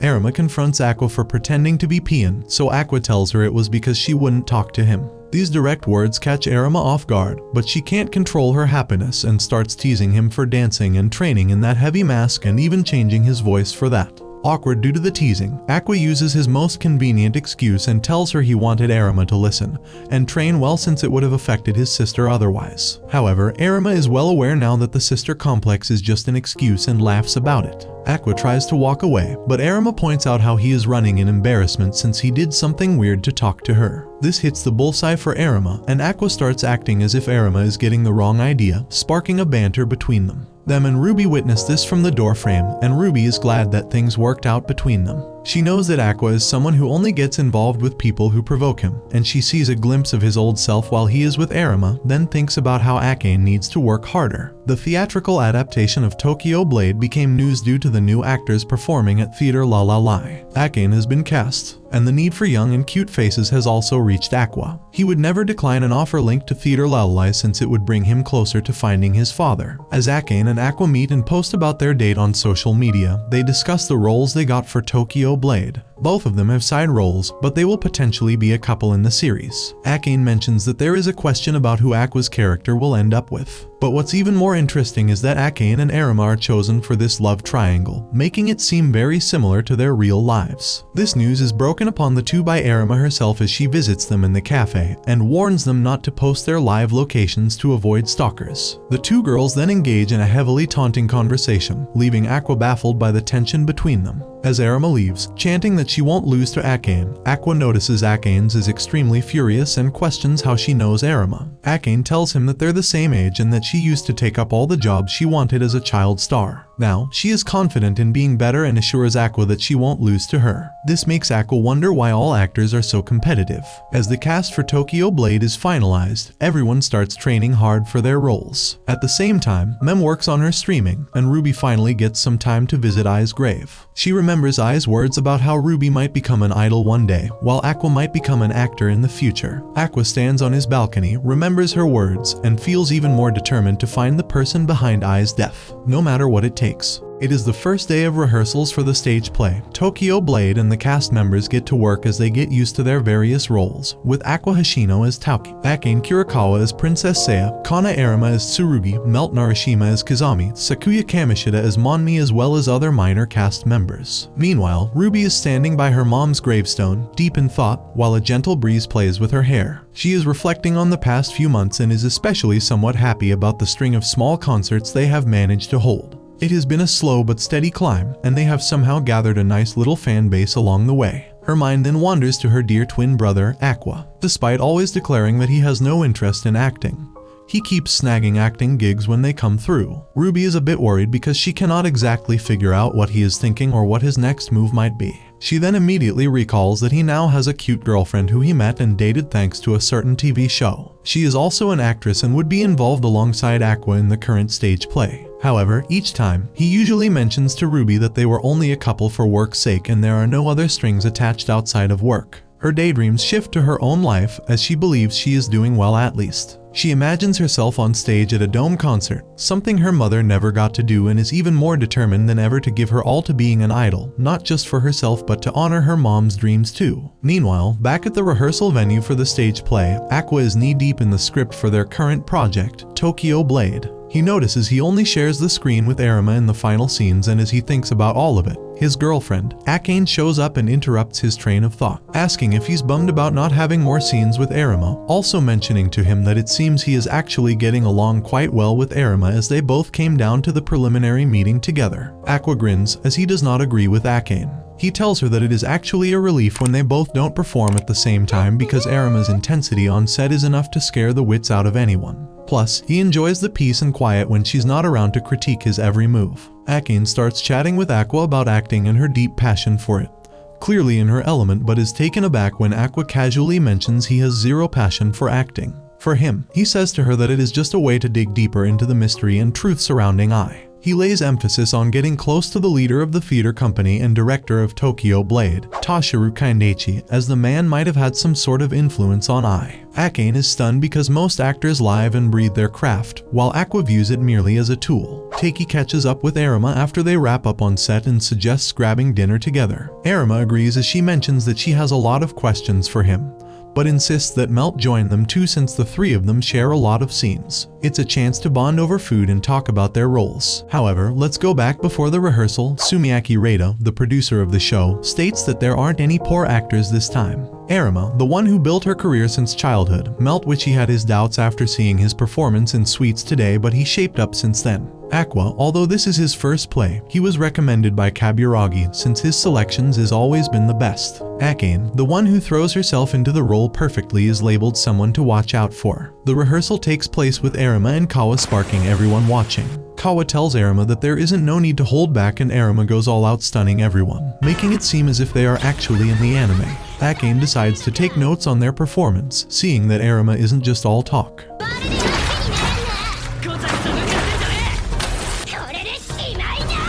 Day 3 of rehearsals rolls around and the cast trickles in. Some actors are notably absent, juggling other jobs along with acting. Akane notices the cast members forming cliques based on their roles, everyone except her boyfriend, Aqua, who is sitting alone, looking like a storm cloud. She heads over to him and strikes up a conversation. They talk about the fact that she wants to outshine Arima. Despite the friendly chat, Akane is preoccupied with her acting as she thinks she got off to a bit of a bad start. Her character, Princess Seiya, doesn't have a big role in the original material, just being introduced as Tauki's love interest. This limited scope makes it hard for her to develop a rich character analysis, as she notes that the script writer has gone too far in using her for his own ends. She sighs, thinking that Princess Seiya is destined for obscurity, but she resolves to give her best in the role she has been given, since there is nothing more she can do other than to play her part. By day 5, the scriptwriter, Goa, makes an appearance, and Aqua has a hunch it is only because the manga author is also dropping by to see the cast. Akane shares her worries about her character with Aqua, and he pushes her to talk to the director. She hesitates, not wanting to come off as a complainer, so Aqua takes the reins and approaches the director himself, surprising her. He mentions Akane's concerns to him, and the director asks her to elaborate. Nervously, Akane explains that she is struggling to understand Princess Seiya's motives and intentions from the script. The director patiently breaks it down, emphasizing that their job is to bring the source material to life with some creative liberty. He mentions to her that her role is not to express the depth of her emotions, but to be a persuasive stage device that depicts the interpersonal conflicts in a way that will make it easy to understand. However, before the director's explanation of her role, the scriptwriter had reassured her that any part of the script can be revised if it hinders her performance. Later that day, the creator of Tokyo Blade, Abiko-sensei, and Yuriko visit the set to show their support. Abiko watches the rehearsal with interest, but after a while, she stands up, faces the crew, and announces that the entire script needs to be revised. Back to the big day of the preliminary meeting for the stage play Tokyo Blade. Aqua and Arima arrive at the venue together, and as they walk in, they discuss about Lalala, with Arima expressing her surprise that they took on a 2.5D play. Aqua mentions to her that there is no need to be nervous, since they brought in half of the cast from outside their ranks. They meet up with Melt, who tells them what he heard about producer Kaburagi having a hand in the casting of outside actors for the stage play. Melt also takes this time to apologize to Arima, since her face is literally saying, "Please don't let this guy be as useless as he was before." But Melt says that he didn't realize how bad he was until now, and he has shaped up since then. Also saying that if it seems like he's doing bad, please let him know at any moment. The cast members are all gathered, buzzing with excitement as they introduce themselves, and letting everyone know what roles they are going to be playing. Reita strides in, looking like he owns the place because, well, he does. He starts the introduction all over again as he first introduces himself as the big boss of the whole shebang. Then he points out the director, Kin-chan, who looks like he hasn't slept in days, the scriptwriter, Goa-san, who is literally chewing his pen, and Sakuya Kamishida-kun, the 2.5D play veteran who probably knows more about this stuff than anyone else in the room. Reita then concludes by urging them to work in unity to make the Tokyo Blade stage play a success. Kin-chan, our sleep-deprived director, steps up and declares it is introduction day. He is thrilled by the fact that the key players are present, so instead of focusing on only introductions and all, they are going to jump straight into the script reading. He tells the cast to get along and do whatever they please because they are about to spend a lot of time together, and will probably share a lot of awkward silences. He informs them that they will be starting very soon. Akane, full of pep, bounces over to Aqua to say hi. Aqua, however, looks like he would rather be anywhere else aside speak with her. Akane gushes about how happy she is to work with him again, though she admits she was a bit of a handful in their last play. But this time, she tells him that she is there to help him out, no drama this time. Aqua notices her confidence, but Akane insists it's not really confidence because she still has a whole lot to learn. She just wants Aqua to rely on her since they have tons of scenes together in this play. Aqua appreciates her gesture and says to her that he will let her know if anything comes up. Meanwhile, Melt and Arima are doing some serious people watching from across the hall. Melt whispers to Arima that he thinks Aqua and Akane might be dating. He had heard some juicy gossip about them from a reality show they were on. Arima isn't really buying it. She thinks whatever happened on that show was all for the cameras and adds that the fans would not really fancy if they split ways after delivering a great act together, but admits they do seem very close. Melt, however, thinks they are perfect for their roles in this play, almost like they were meant to be. Arima rolls her eyes, saying she hates when people mix up real life and on-stage drama. It's just plain distracting, she says. On another side of this theatrical circus, Yuriko meets up with Abiko-sensei, the creator of Tokyo Blade. They are both munching on some snacks, and Abiko tells Yuriko she wants her to join in watching the rehearsal for the Tokyo Blade stage play in some days. Yuriko agrees, although she is convinced she'll be as useful as yourself. Fast forward to present day rehearsals with Abiko saying she wants the whole script revised. Everyone, including Yuriko, looks like they have just seen a ghost. Abiko starts to explain why she wants changes, but the scriptwriter, already sweating, jumps in and apologizes. He promises to fix whatever's wrong, begging her to tell him what needs changing. Abiko snaps, saying he has included lines the characters would never say or do, and she thinks it is downright disrespectful too. She goes on a tirade, but Yuriko intervenes and takes her outside, hoping to calm her down a bit. She does not get calm as she insists that the scriptwriter is outright incompetent, saying that his script took away the wisdom and made her look like an idiot, further adding that he has got no feel for whole play itself, his revisions miss the mark, and that he does not understand what entertainment entails. Abiko then drops the ultimate ultimatum. She will either rewrite the whole script herself or pull the plug on the play and take back her permission for it to be stage played. She admits that she is even willing to pay the breach of contract fine, which is quite a dramatic move since it is the company that's on the hook for that.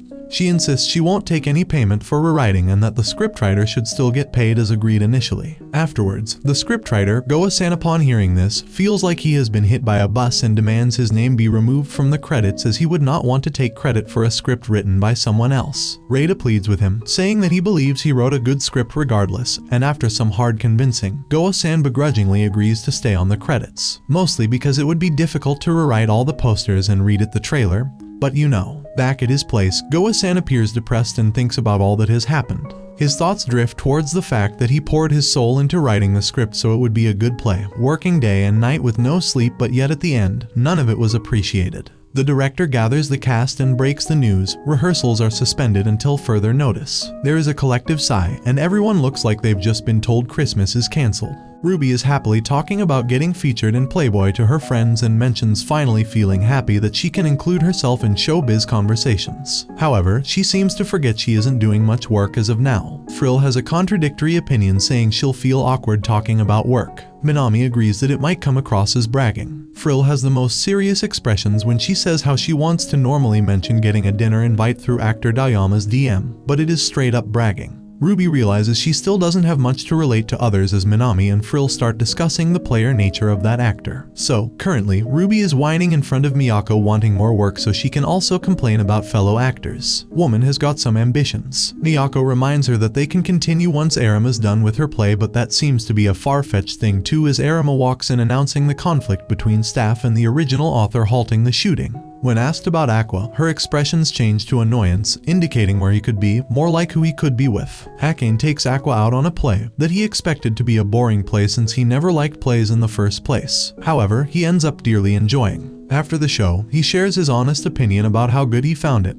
talking about the rotation of the seats, the seamless scene changing, the perfect execution of the story, and how it felt like he was actually in the play. Akane seems to be over the moon for making Aqua happy. Reita catches up to them and shares how he likes to see the reactions of the audience after the show. He also mentions enjoying Aqua's expressions when he came out of the theater, saying that he looked like an old man. Akane gets overexcited asking him to show her those expressions, but as if that guy will ever listen. Aqua asks Reita about the conflict in their play, but the original creator is pretty stubborn. She wants Goa to step down so she can write the script on her own. Aqua shares how she will never be able to execute the script because Tokyo Blade was designed to use the venue's full strengths, which the manga writer can never understand. Reita agrees and proves Goa's skills by pointing out that the show Aqua just watched was written by Goa. But then he shrugs his shoulders, mentioning they don't have much power over this matter. Aqua points out that Reita is the only one who can do something. As Aqua and Akane walk back, Akane shares believing in Goa's scripts. Aqua believes it is just a lack of communication between the manga writer and the scriptwriter, and removing that would easily solve the problems. As an appreciation for the amazing show he just watched, he decides to give things a little nudge on his own and calls Yuriko. The next day, the entire cast visits Yuriko, which is quite a self-invitation provided she only expected her sweet today's cast. Still, Poor Melt is the online one subject to real-time ghosting by Yuriko. Akane ignores Arima's bragging and proceeds to learn about digital drawing from Yuriko. As they all sit and chat, Yuriko is a little troubled that they are all not the age limit, but that doesn't mean she won't be drinking through this conversation. Upon Akane's asking, Aqua tells her that successful manga artists often become arrogant and don't take anyone's advice other than people from their fields, or better, their mentors, something that Yuriko happens to be for their writer, Abiko Samejima. However, the traumatic way Yuriko describes the busy schedules of weekly manga artists is enough to show how awful their schedules are, because that routine is not for humans. Also, the one who told Aqua is that the guy who lives with his mom, the person he owes his life to. Similar happened to the antisocial Abiko who got hit big time without any setbacks. She considers her opinion the only correct one and has become arrogant under the given pressure. Arima tears up dramatically, sharing how she relates to it and knows how demeaning one becomes letting fame get to their heads. Yuriko apologizes to them for not being able to help with their issue, since Abiko believes trusting the crew too much is what made Yuriko's Sweet Today a flop as a drama, and even though Yuriko doesn't have any regrets, she still respects Abiko's opinion of not wanting her work tampered with. Before leaving, Aqua tells her to give something to Abiko. Entering Abiko's apartment, Yuriko is disappointed with the mess and gets worried about knowing that she doesn't have an assistant because no one works as per her caliber. Doing all the work herself, Abiko still has gone beyond her deadline and is very sleep deprived. Yuriko sits down to help her work.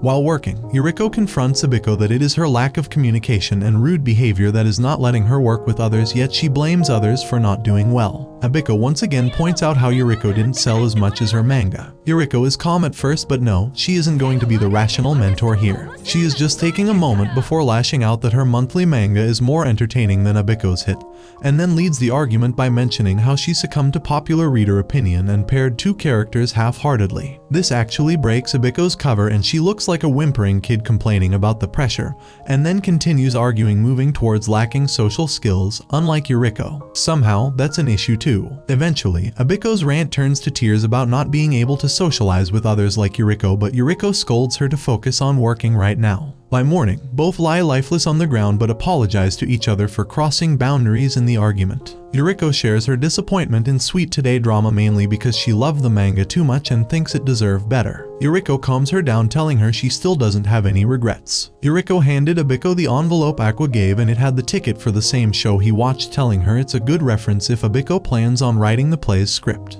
Reita was informed by his assistant that she spotted the famous Tokyo Blade author, Abiko, among a crowd that was leaving. Shocked, Reita quickly asked his assistant to bring Abiko to him while he hurriedly tried to clean his messy room, wanting to show hospitality. A few moments later, Abiko sat across from Reita, who nervously showed her his work. To his dismay, Abiko had no reaction. Her face was blank as she looked at the book in front of her. She seemed disappointed, not finding what she had expected. However, she told Reita that it would be a good reference when she wrote the script for the play. Reita, feeling clumsy and nervous, tried to persuade Abiko with multiple reasons, but she remained quiet. Eventually, Reita got serious, explaining that he was in a vulnerable position. If he didn't maintain good relations with her and the publisher, he wouldn't be able to secure future jobs. Abiko, however, held the rights to the play, and without her permission, Reita couldn't stage Tokyo Blade. After hearing Reita's desperate reasons, Abiko questioned whether he was threatening her. Reita, standing up, firmly told her that he was trying to save the jobs of hundreds of people involved in the play. After a moment of consideration, Abiko agreed to trust in the work of a professional, but only under one condition.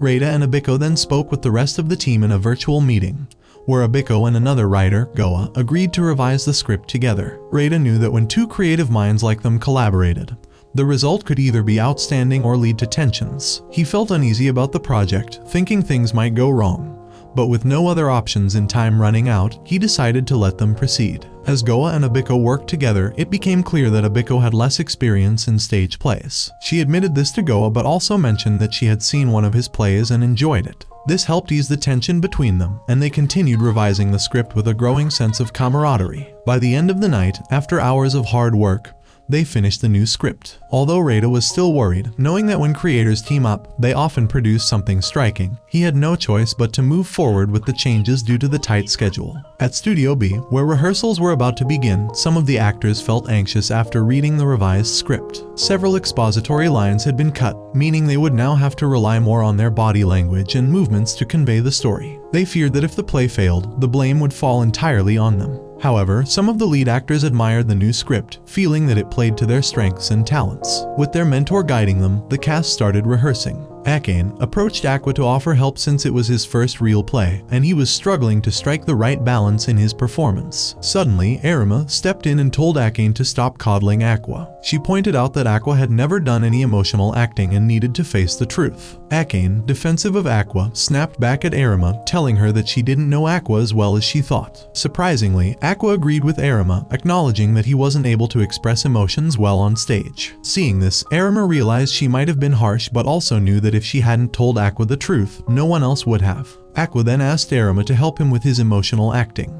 Arima suggested that he recall a tragic memory to bring out the right emotions. Just then, she asks Aqua, if your mom were to die, what would you do? The world goes straight black for him after hearing those words. As Aqua followed her advice, he began to panic, remembering the painful past of his mother but manages to hide it from everyone. The rehearsal continued, with everyone working on their parts. While Aqua was trying to remember happy memories to counterbalance the pain, a shadow from his past crept into his thoughts, reminding him that he hadn't been able to save his mother who was right in front of him. Overwhelmed, Aqua collapsed to his knees before quickly leaving the rehearsal. A senior cast member suggested that Akane, as Aqua's girlfriend, should go after him to check on him. Akane found Aqua and asked if she should contact his family, but Aqua refused, not wanting his sister to be reminded of something she didn't need to remember. Aqua then went to Gatanda's studio to rest for a while, needing space to clear his head. Akane, feeling guilty for troubling the director, apologized. She asked if Aqua had ever acted like this before. The director shared that Aqua had gone through a traumatic experience in the past, one that left deep emotional scars. Though Aqua pretended to have fully recovered, the trauma still haunted him. As Aqua rested in the studio, he began to dream about his painful past. Akane sat beside him, quietly thinking about what the director had told her. However, she started putting the dots together, as well as who's really Aqua's mother. When he opened his eyes, he found Akane sitting there, tears streaming down her face. Without a word, she suddenly hugged him tightly, promising that she would always stay by his side, no matter what. As Akane is cooking a meal for them, the director was impressed when Akane mentioned that she had attended cooking classes with her mother. The director's mother leaned in and told Aqua that he shouldn't let Akane slip away because she was both beautiful and hard to find in this industry. Aqua, however, didn't really feel hungry and refused to eat. When Akane tried to feed him, he told her not to treat him like a child, and being the stubborn person he is, he began eating the rice. Akane, however, was determined to help Aqua no matter what. Later, the director showed Akane clips of stage plays where Aqua had acted.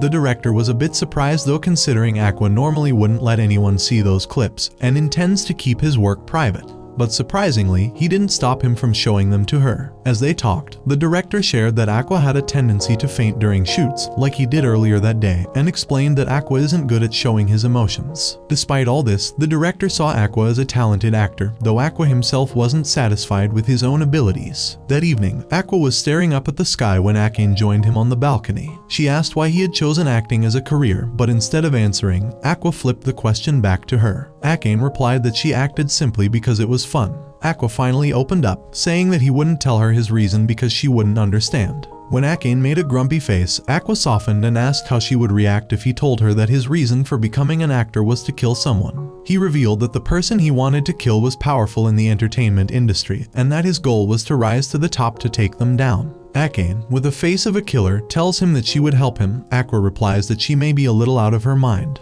She then reminded Aqua that he still had to fulfill his duties as her boyfriend, teasing that she wanted to outshine their rivals, Arima and Himekawa. Determined to beat Arima and Himekawa, Akane and Aqua went to the director for advice. The director suggested they focus on becoming actors who could act exactly as the script envisioned, rather than relying on emotionally powerful performances, since Aqua tends to do acting by relying on his emotions rather than actual acting.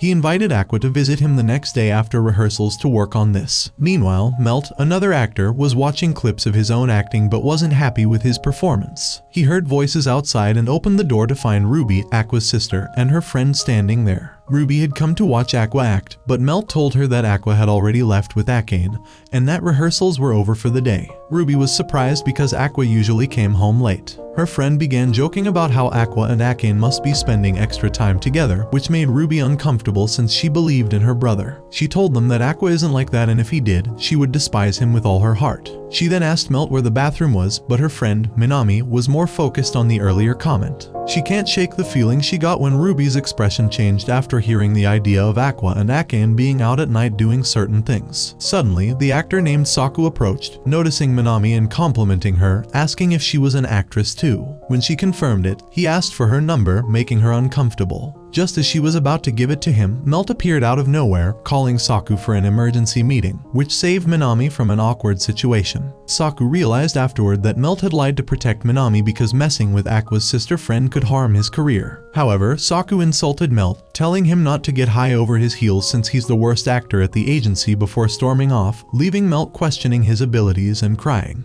Ruby, on the other hand, is currently bragging about getting Saku's contact information. But her friends warned her that actors like him were often just playboys and should toss out his number, which she did. The next day, Akane was watching Kana when Kana approached her, asking why she was staring at her. Akane didn't answer clearly, so Kana pulled out an old magazine with interviews of Akane. Akane was shocked because, in one of her interviews, she had said that Kana was her favorite actress. Kana revealed that it was Hankawa who had told her about the interview. Akane, feeling embarrassed, told Kana that her ass is only worldly known for her dumbass bell pepper dance, which of course did some damage to Kana. Akane admitted that she used to admire Kana, which led to Kana teasing her. As the tension between them escalated, it almost turned into a fight. But Aqua and others stepped in to stop them. Afterward, Aqua took Akane outside, and she tells him that Kana irritates her with a passion, and when she was even younger she was even more annoying. Aqua tells her that he also worked with her in the past, and that quickly recalls that he wanted to literally strangle her before. Just as she was about to finish what she was saying about Kana, she pauses and goes to the rehearsals. Meanwhile, Kana was boasting about how much she enjoyed teasing Akane. As Melt mentioned Akane as his girlfriend, Kana told him in a serious look it was only for work. Although Kana doesn't hate Akane, she just couldn't stand how Akane always acts like she is right. Kana asked Hankawa who he thought was better between them. But Hankawa refused to pick a side, saying both were talented in their own features since childhood. He did mention, however, that Kana would probably win in the upcoming project because he was on her side though. As they march onto the stage with powerful commitment, Aqua and Akane decide to go to the director's place for more training, while Melt asks Ruby to help him train. Since earlier, Saku told Melt that compared to those four, he is nowhere near their level. Now the day of the play is here with Abiko and Yuriko nervously preparing for the play. Goa, the script writer, approached and told Abiko that the play would turn out perfectly since they both worked on it together. Abiko, who was shy and had spent most of her youth focused on manga, was nervous around men and hid behind Yuriko. Goa assured her that the play's success would depend on the actors' performances. Inside the theater, Ruby sat proudly in the VIP section, while the director, Kanto, came to see how the play would end. In the backstage, Arima and Akane exchanged challenging glances, with Arima vowing to outshine Akane. Aqua, haunted by memories of his past, looked at a photo of his mother AI, which made him feel sick. As the play began, a sword lay center stage, symbolizing the intense drama that was about to unfold. The stage play begins with a dramatic introduction about a famous war with no clear winner. It centers on the 21 legendary swords scattered across the eastern lands. The story follows a man who obtains one of these swords, and the characters are introduced. The main character is played by Hankawa, while Kana plays the sword guard, who challenges Hankawa's character. In this confrontation, Hankawa's character triumphs. As the next scene unfolds, Kana and Hankawa's characters continue their journey together. Along the way, they encounter another group. After a brief competition, Hankawa's character easily defeats the new group, leading to a friendship forming with one of them, Melt. The second act begins, where Melt takes on a larger role. He faces off against another character, played by Sakuya. Both stand on stage, reciting their lines, while Melt internally compares himself to Sakuya. Both are famous, especially among women, but Sakuya's acting skills are superior to Melt's. This thought weighs heavily on Melt as the fight begins. During the battle, the scene drifts towards the past, where Reita thanked Kangashi for bringing Heya into the play, as his acting is impressive, and also mentioned how he was thankful that he got Kana and Aqua, as their acting skills are amazing. However, he doesn't understand why he bought Melt into this.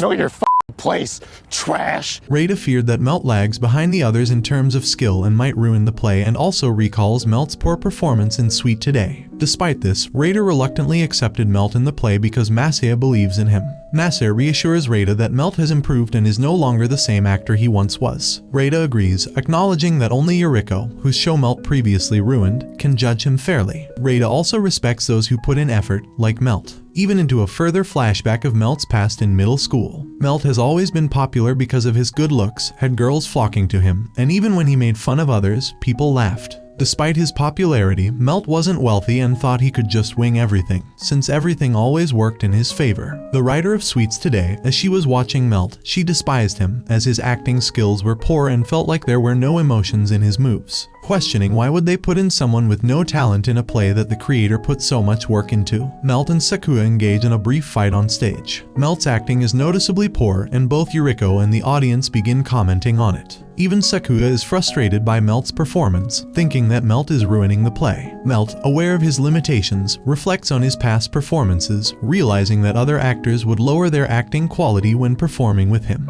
Also noticing how bad he was at acting when he rewatched his old performances. While Melt was running with Kana to help him with train and tells her that since his time in Sweet Today, he's been running daily to build stamina. Kana was impressed by his dedication, considering last time it looked like he was just an arrogant boy who thought he knew it all. Melt recalls when he asked Aqua for advice, however Aqua had told him not to worry about what others thought, and suggested he use his bad acting in a creative way. Aqua hinted that if Melt could surprise the audience with something extraordinary, they would forget his mistakes. Melt, initially confused, didn't understand Aqua's advice. However, as the audience began thinking he was a good-for-nothing, Melt suddenly begins performing impressive gymnastics and sword tricks, moves directly inspired by a famous manga called Ditto. And Abiko is beyond thrilled by this unexpected display, as it perfectly matches the manga's challenging choreography. The audience too is stunned by Melt's sudden skill. Aqua and Kana watching from the side, and she asks if he had given Melt this tip, but he denies it, saying he only provided a few suggestions. Nonetheless, Melt's acting has drastically improved, even surprising Sakuya,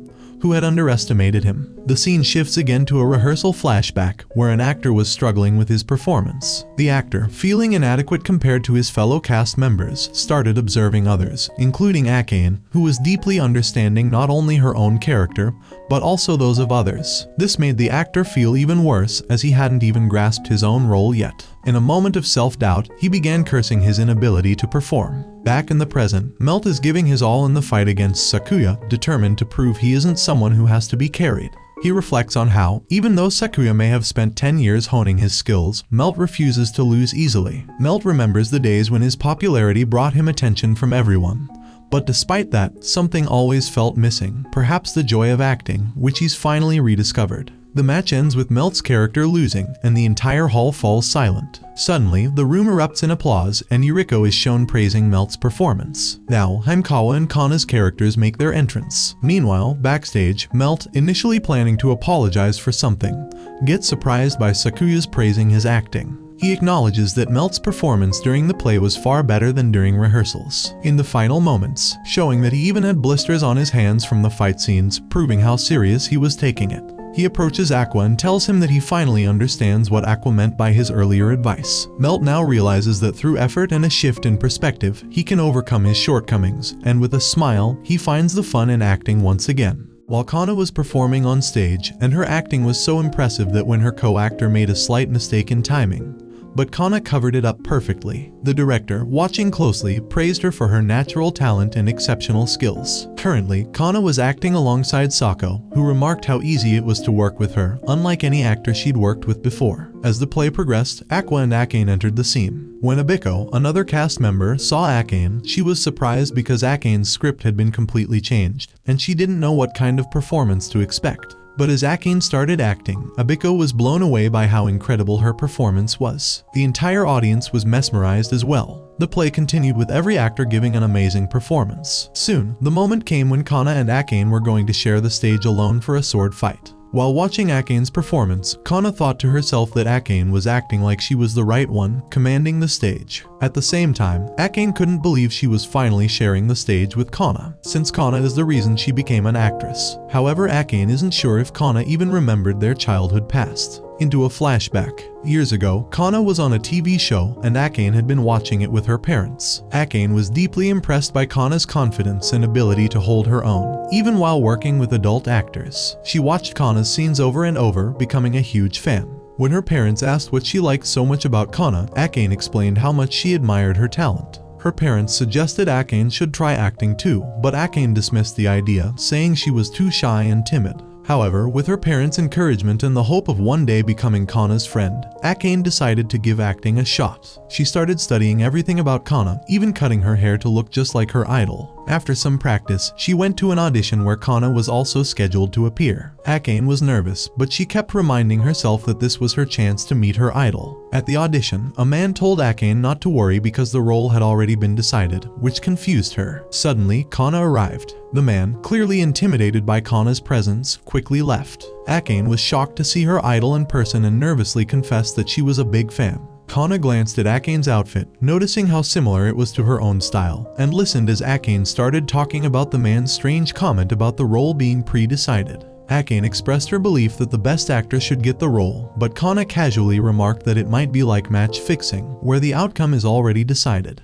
Kana then admitted that in the industry, small roles often don't require talent. What mattered was having a famous face to draw attention. This revelation didn't sit well with Kana, but she brushed it off, telling Akane that it didn't matter. When Akane tried to continue the conversation, Kana snapped, blowing Akane's hat off and accusing her of being stupid for wanting to be like her. Kana left abruptly, leaving Akane standing there, crushed and in tears. Devastated, Akane couldn't understand why her idol had been so harsh. She wanted to know what made Kana act this way, so she started researching psychology, trying to make sense of Kana's behavior. Over time, she realized that Kana was scared of losing her relevance. Despite making a lot of money, Kana felt like people were slowly drifting away from her. She wanted to feel needed, but her ego got in the way. Back in the present, Akane, now understanding Kana's struggles, confronted her on stage during their performance. She told Kana that she had been suppressing her talent to fit into other people's expectations, but it was time to stop. Kana was not someone who should be helping others shine, she was a star herself, like the sun. Akane's words stung, but Kana couldn't deny the truth in them.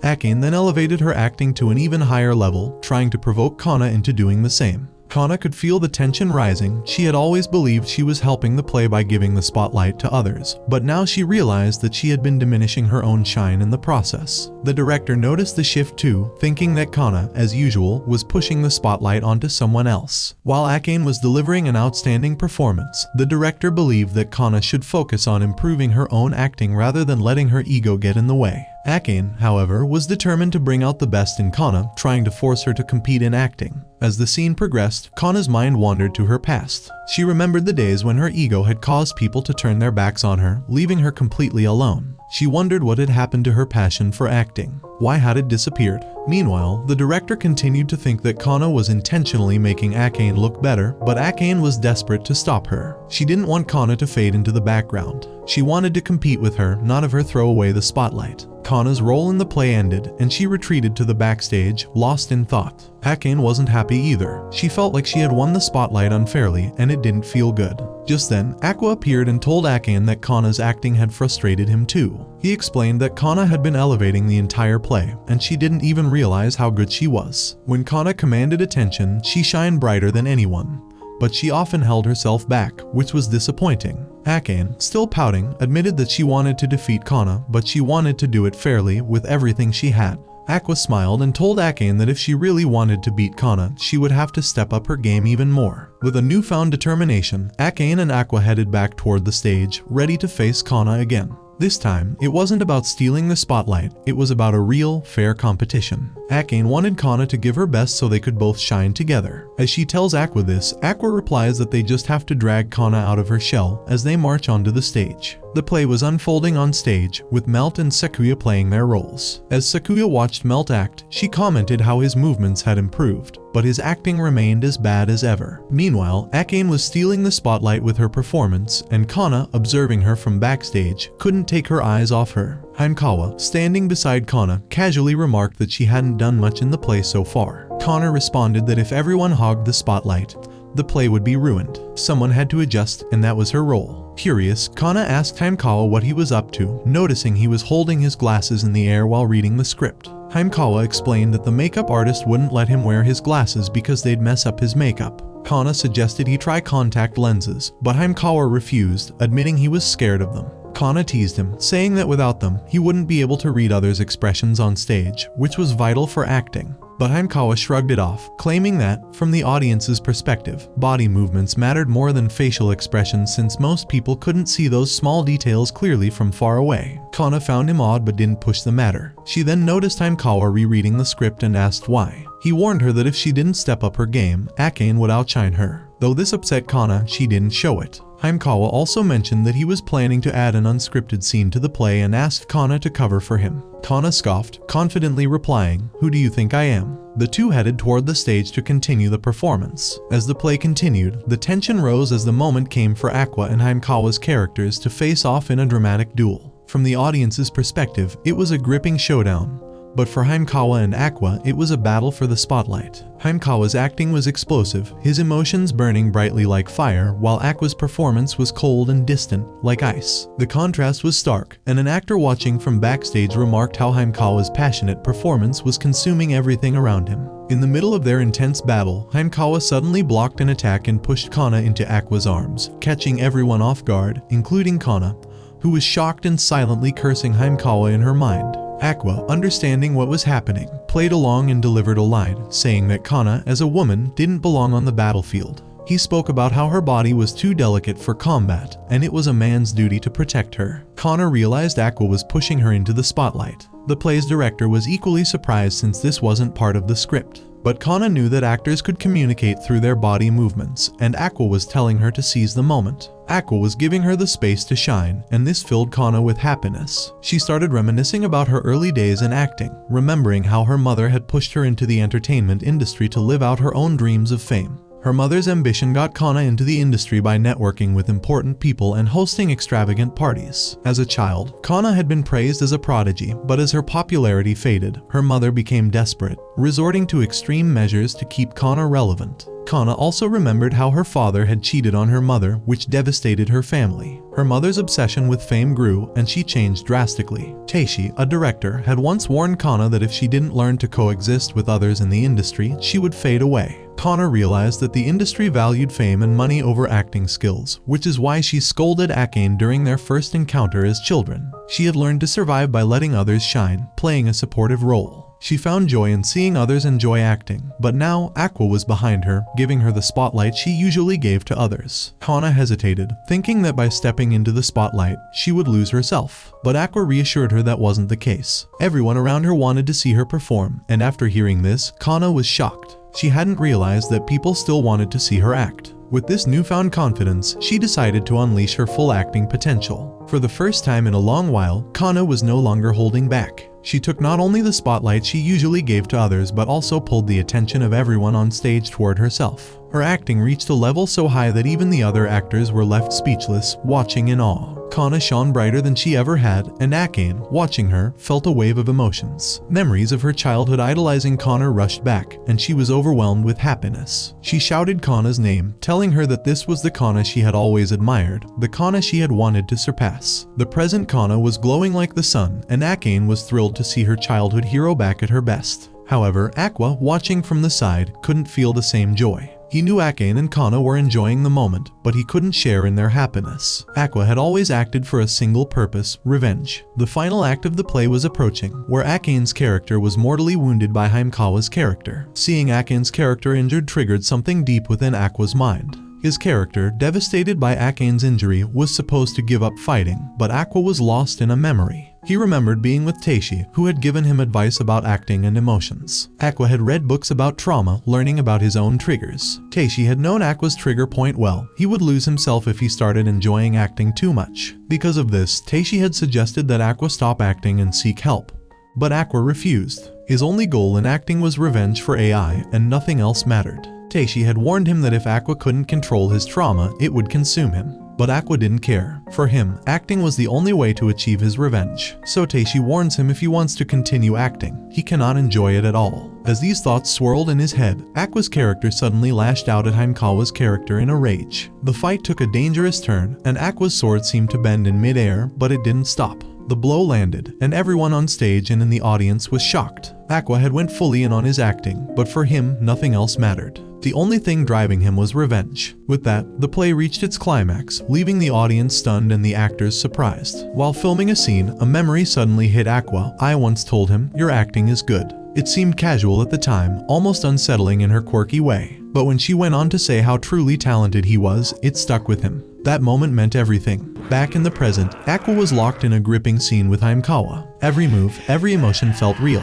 His frustration, his rage, the depth of his pain, it all poured out in his performance, leaving even Kana stunned by how far he'd come.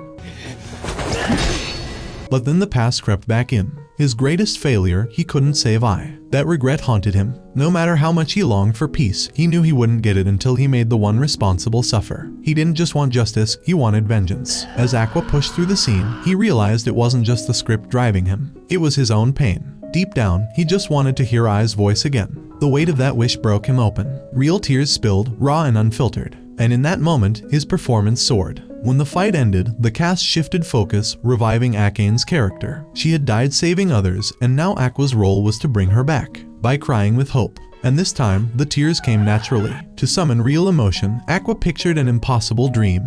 His younger self running toward Ai's, alive and smiling. That vision broke something in him. Tears streamed down his face as he delivered the most powerful moment of the play. Even Akane was left speechless by the raw depth of his performance. When the curtain fell, the cast gathered backstage. Everyone praised Akane, calling her Miss Genius, a title that caught her off guard. But instead of pride, she broke down in tears. Deep down, she didn't believe she was a genius. She had only just come to terms with who she really was. Kana, drained from the intense filming, grew irritated knowing she'd have to redo the scene. Ruby tried to lift her spirits, admitting she didn't know much about acting but still thought Kana was amazing. She even called her a genius. Kana smiled at the compliment but quickly denied it. In her mind, she was just another actress trying to keep up. If anyone was a genius, it was Akane. Elsewhere, Masaya and Kadachi were relieved the play went smoothly despite the chaos. They thanked director Kenchai for helping elevate the Lalai cast to stardom. Kadachi admitted pulling everyone together had been tough. Most were already busy with other dramas. But some actors stand out no matter what. Like Kana. Then Kenchai asked the question on everyone's mind, who had the brightest future? He believed it was Akane. Meanwhile, Reita quietly observed the audience, taking in their smiles. His assistant interrupted to say the publisher was calling, but Reita barely noticed. He was still caught up in the joy the play had brought. Everyone looked satisfied, except Aqua. He'd just received his DNA results, and whatever he saw had drained the color from his face. The play was performed several more times, and the writers, Goa and Abiko, were thrilled with the results. On the final day of filming, the cast and crew planned a celebratory dinner. Akane picked the restaurant, and though Kana was too exhausted to go, she changed her mind the moment she heard Aqua would be there. At dinner, the mood was light. Minors enjoyed the food while the adults had drinks. But Aqua had only one thing on his mind, Kadachi. He remembered something Masaya once said, that Ai's used to like someone, though she never said who. Aqua wanted answers. He sat beside Kadachi and casually asked how long he'd been with Lalai. Kadachi explained the group started as a small acting class before becoming a full production company. He was one of the founding members, and in the early days, money was tight. Aqua pressed for more, but Kadachi brushed him off, telling him not to get involved. Before things got tense, Haimkawa jumped in and offered to take Kadachi to another bar. Aqua followed. At the bar, Kadachi drank heavily while the waitresses, aspiring actresses, tried to network for roles. Haimkawa explained they often worked under the radar of their agencies. Aqua subtly asked a waitress to bring juice, and Kadachi suddenly turned to Haimkawa, calling him ungrateful for not drinking with his mentor. Aqua took the chance to dig deeper, asking about their relationship. Haimkawa revealed he grew up in an orphanage until Kadachi took him in. Kadachi explained that people who start with nothing tend to absorb everything around them, and both Haimkawa and Aqua had that in common. Then Kadachi praised Aqua's final performance, noting how he struggled with emotions at first but eventually mastered them. He jokingly called Haimkawa a cheater again before passing out from the alcohol. Haimkawa apologized for not getting more answers, but Aqua didn't mind. He pulled out the DNA test. Haimkawa read it, shocked. They were half-brothers, same father. Aqua looked him in the eye and asked, "Who is your father?" Aqua and Haimkawa have an intense conversation about their shared past. It begins when Aqua confronts Haimkawa, asking about their father. Both of them are shocked by the revelation that they share the same father, and Haimkawa, surprised, suggests they talk somewhere more private. They decide to head to Haimkawa's house and take Kendechi along, settling him into a room before continuing their discussion in the living room. Haimkawa expresses his disbelief that Aqua went as far as getting a DNA test done to confirm their connection. He suspects Aqua might have known about their father for a while. Haimkawa then asks Aqua about his mother, but Aqua, still guarded, refuses to share any details. Respecting his choice, Haimkawa doesn't push him and instead asks if Aqua knows a girl named Iri. Aqua responds that he knows of her, as she was once a popular figure in the entertainment industry. That's when Haimkawa shows Aqua a shocking article about Iri's suicide. Iri had killed herself along with one of her lovers, who Haimkawa reveals was none other than their father, Seijiro Urahara. Hearing this leaves Aqua utterly devastated, as he had been driven by a desire for revenge against his father, only to learn that he had died long ago. His purpose suddenly seems meaningless. Hankawa then comments that he's 17 years old, meaning their father was already married when he was involved with Iri. Hankawa speculates that their father's ties to the entertainment industry might have led to his secretive and scandalous behavior. While Hankawa admits to hating their father since childhood, he notes that Aqua might be following in his footsteps, especially with his relationships with both Akane and Kana. Aqua denies this, but Hankawa warns him that if he doesn't choose between the two, he could end up repeating their father's mistakes. As their conversation winds down, Hankawa offers to answer any more questions Aqua might have, but Aqua declines. Hankawa jokes about how strange it is to have a younger half-brother and tells Aqua to avoid calling him Big Brother, which Aqua flatly refuses to do. The next morning, Aqua returns home, only to be met by Ruby, who yells at him for staying out so late. Aqua explains that he was with Hankawa, and Ruby, who had assumed Aqua was with a girl, calms down. Her thoughts drift to their father, and she wonders if Aqua might be turning out like him. With their father dead and Ai's killer also gone, Aqua is left questioning his next steps. Before he can dwell on it, Aqua gets a call from Kana. She angrily asks where he disappeared to during a party the previous night.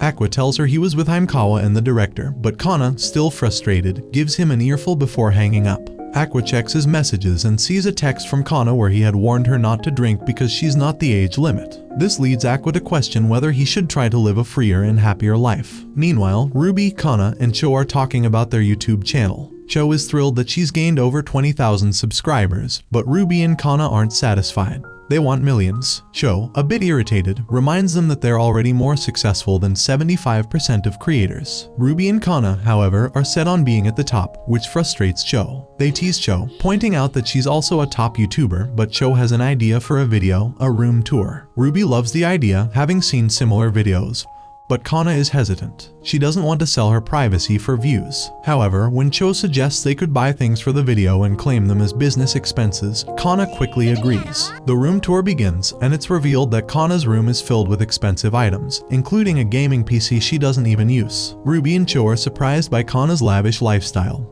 but Kana explains that she's smart with her money, which allows her to afford such luxuries. Kana points out that, as people in the entertainment industry, they need to live in high-security apartments to protect themselves from fans. Ruby gets a little anxious about this, but Kana suggests they could film her car purchase and give viewers tax-saving tips, as she has many tricks. Ruby is surprised that Kana knows so much about taxes, and Cho tries to scare her by mentioning how complicated taxes can get. When the camera shifts to Ruby's room, we see a wall covered in posters of Ai. Ruby reflects on her connection to Ai, wondering if she's doing the right thing by keeping her mother's memory so close. She wants to follow in Ai's footsteps but feels conflicted about her path. In the past, Ruby had called the hospital where Aqua used to work in his previous life, only to find out that Aqua had disappeared. She fell into shock, wondering what had happened to him. The next day, the group discusses their plans for growing their channel. They decide to upload regular videos and even a music video, though the cost will be high since it'll be shot on location.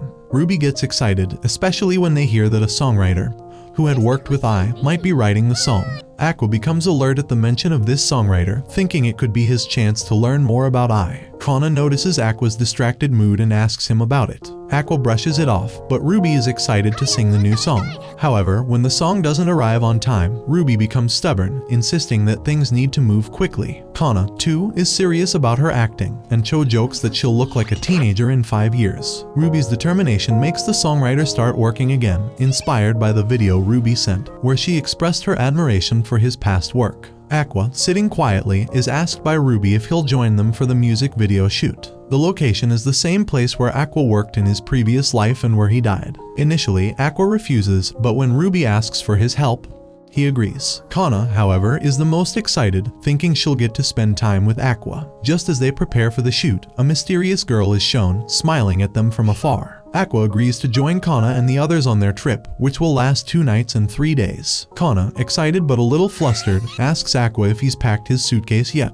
Aqua nonchalantly replies that he'll just use an old suitcase lying around the studio, which makes Kana burst into a rant. She explains that for an idol, having a proper suitcase for filming in provincial areas is essential. But Aqua, uninterested in her rant, cuts her off and tells her that he'll meet them at Shinjuku Station's east exit at 4 p.m. Kana, now left on her own, scrambles to pick out the perfect outfit that she thinks will match Aqua's taste.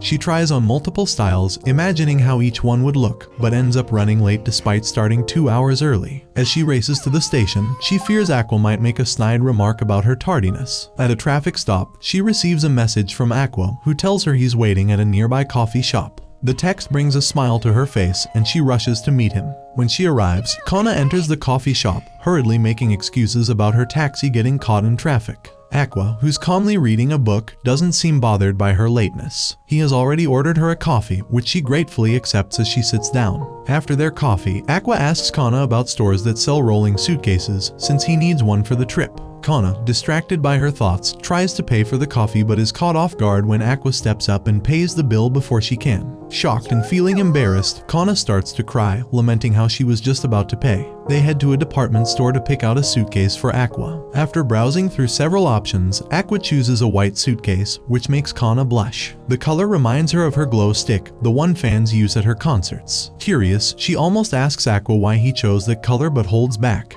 Aqua then takes her handbag and places it on his suitcase, which makes Kana blush again. She lightly complains, saying that a handbag is an essential part of a girl's fashion, and it's inappropriate for him to take it. Aqua, however, brushes off her complaints and tells her to quiet down. As they head out of the store, Aqua is about to leave, but Kana, not wanting their time together to end, stops him by saying she's feeling hungry. Aqua agrees to eat with her and takes her to a nearby restaurant. The place is fancy, and Kana worries they won't get a table without a reservation. However, Aqua surprises her by walking up to the receptionist and confirming a reservation he had already made. Kana, shocked, starts teasing Aqua, saying he's suspiciously good at treating girls, almost too practiced. Aqua, focused on his meal, stays calm, and Kana eventually admits that Aqua is better at this than she thought. As they continue talking, Aqua mentions that he grew up in a family that runs a talent agency, which impresses Kana even more. She feels like Aqua is genuinely trying to make their time together special. Curious about his relationships, Kana suddenly asks Aqua about Akane.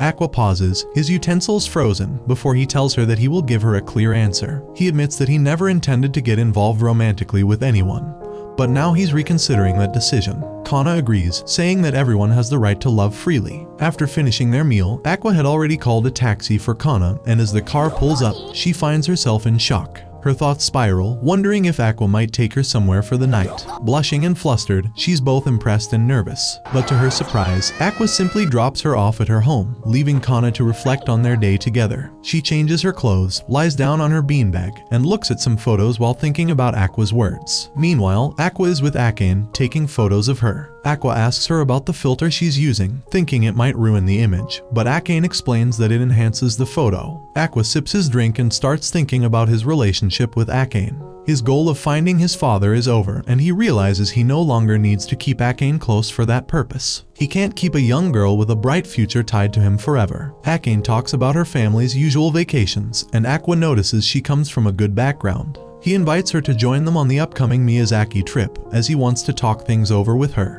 Akane realizes what Aqua means, he's thinking of breaking up with her. Although she's hurt inside, Akane maintains a smile on the surface. As they walk around that evening, Akane reminisces about the good memories they've shared, and Aqua explains that he can't hold her back anymore, especially since their relationship began on a stage. Akane, feeling vulnerable, asks Aqua if he no longer needs her, wondering if she had ever been helpful to him. She already knew from the start that Aqua had a calculating side and suspected he was using her in some way. They stop at a bridge, standing with their backs facing each other, when suddenly Akane hugs Aqua from behind. She reminds him that this is the same place where he saved her once before and that it wasn't for any selfish reason. She wasn't put off when he kissed her because she knew he had a kind heart. Aqua, shocked by her words, listens as Akane confesses that she wouldn't be against a physical relationship with him. Aqua breaks his silence, telling her that she's falling for his deception. Akane, confused and frustrated, starts yelling at Aqua, demanding that he explain everything. She accuses him of thinking that relationships have no value without being physical, but Aqua denies this. He tells her that while he does have desires, that's not what their relationship is about. Aqua asks Akane if she truly has feelings for him, and though she hesitates, Akane eventually yells that she does. She admits that she's never dated anyone before and is unsure of what kind of relationship they have. Aqua opens up to her, revealing that he wanted to kill his father but can't anymore because he's already dead. He tells her about the DNA tests he conducted, costing him millions of yen, and how he discovered that Himekawa is his half-brother. Now that his father is gone, Aqua feels free to live his life, but Akane realizes that Aqua has missed a simple loophole. She fears that if he figures it out, he'll dive back into his search for revenge. The next day, Ruby is seen praying at her mother's grave before leaving for the Miyazaki trip. After she leaves, a strange man approaches Ai's grave. It's her father, visiting in secret. Amemiya is chilling on the rooftop, catching some air, when Serena rolls in with her signature sunshine smile, strapped into her little wheelchair. Without skipping a beat, he grabs the handles and takes her for a joyride. She laughs, and for a second, there is light in the little girl's life. Presently, Ruby is glued to her iPad. She calls Humura a genius. The vocals are wild, and she's hyped for their upcoming show. Kana, on the other hand, is spiraling. She says the other two are so good at singing it makes her feel guilty. Ruby tells her to chill, and Memcho tosses in, "We've got auto-tune and software for that, babe." Nothing can stop her from being Hannah Montana. As Memcho heads out, she gets a call. It's about B-Komachi's first original song. All they need now is a strategy to make it go viral.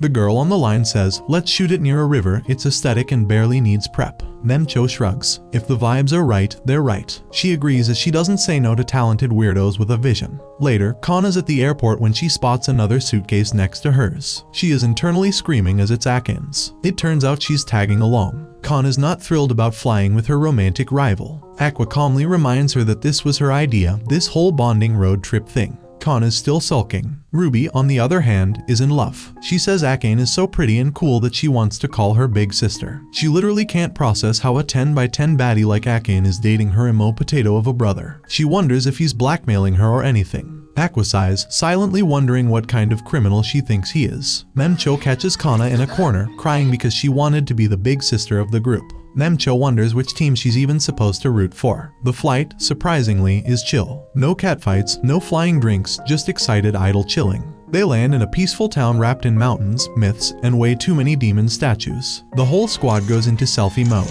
Aqua, though, goes quiet. This is his hometown, the place where his old life ended, where he used to wear scrubs instead of Hot Topic t-shirts. They're greeted by Anemone, the video director. She vibes instantly with the crew, blending in like she's been part of the squad since episode 1. Ruby spots a crow sitting on a demon statue, staring into her soul. Anemone stares back like the crow owes her money. Kana asks why she's based her company out in the middle of nowhere. Anemone explains she does all the 3D effects herself and nature keeps her brain from melting. She's even flirting with going vegan. She starts rambling about a goddess who protects entertainers, and Aqua casually drops that she was defied at a shrine nearby. Anemone is surprised he knows about it, and Aqua goes, "Yeah, even Tony Stark came here to pray to become a Hollywood wonder." Kana wants to check out shrines, but Anemone yanks her back to reality. They've got 2 music videos to shoot and 0 extra time. She hauls the girls away, leaving Aqua and Akane behind. Akane suggests they go sightseeing. Aqua says no as he has somewhere else to be. The hospital where he and Ruby were born, where he once wore a name tag that read Dr. Amemiya. They roam the town snapping Instagrammable pictures, then head to the hospital. Aqua asks the receptionist about a doctor named Amemiya. She blinks, says there's no one by that name. No record, like he was never real. He leads Akane down a wooded path behind the building.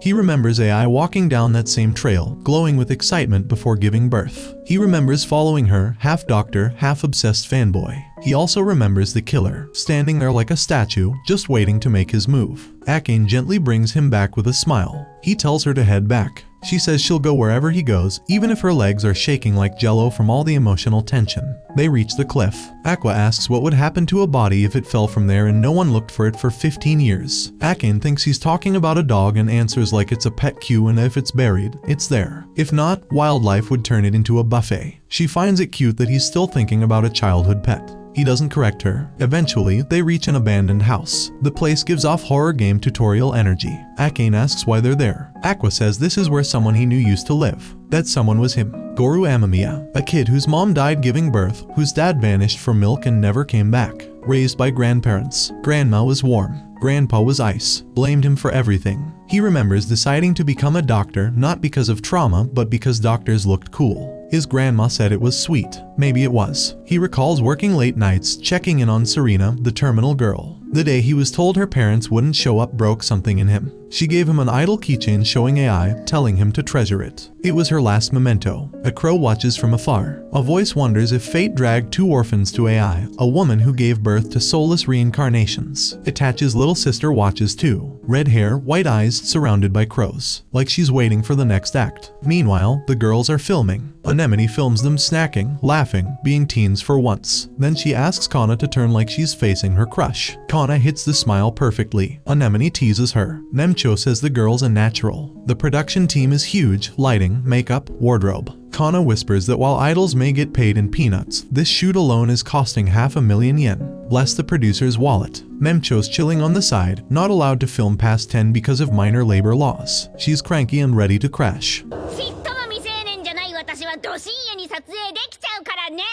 Kana walks in, looking like a walking photo shoot, and asks what they think of her dress. Akane walks up, scans her, and says, "It's all wrong." She grabs Kana, tightens ribbons, adjusts folds, and steps back. Declares it passable. Kana turns to Aqua asking him if she looks cute. He mutters, "Passable," which causes her to crash out. She tells him to be honest next time. Akane notes that Kana's acting has been on fire lately. It's like she actually wants this. Then, almost like an afterthought, she tells Aqua to stop being seen in public with her. She doesn't want another Diddy-level scandal. Idols don't get the same PR treatment as actors. Aqua agrees. The thought of Ai's fate flickers through his mind. He asks her to watch over Ruby for now. She nods. Later, Ruby's playing with a crow that suddenly steals her keychain. She and Akane chase it through the woods. Ruby says she likes someone and wants to become a great idol and meet him again. She really wants to marry him. That someone is none other than Amemiya. The crow leads them to a shrine, then to a tunnel hidden behind it. What they find isn't a nest. It's bones. A skeleton with broken glasses, a grimy lab coat, and a keychain Ruby gave away in another life. She freezes. The light in her eyes starts fading as the man she loved is lying there, gone, and she doesn't know what to do with the weight of it. The police finally uncover Amemiya's dead body. The whole crew is visibly shaken due to the gruesome scene.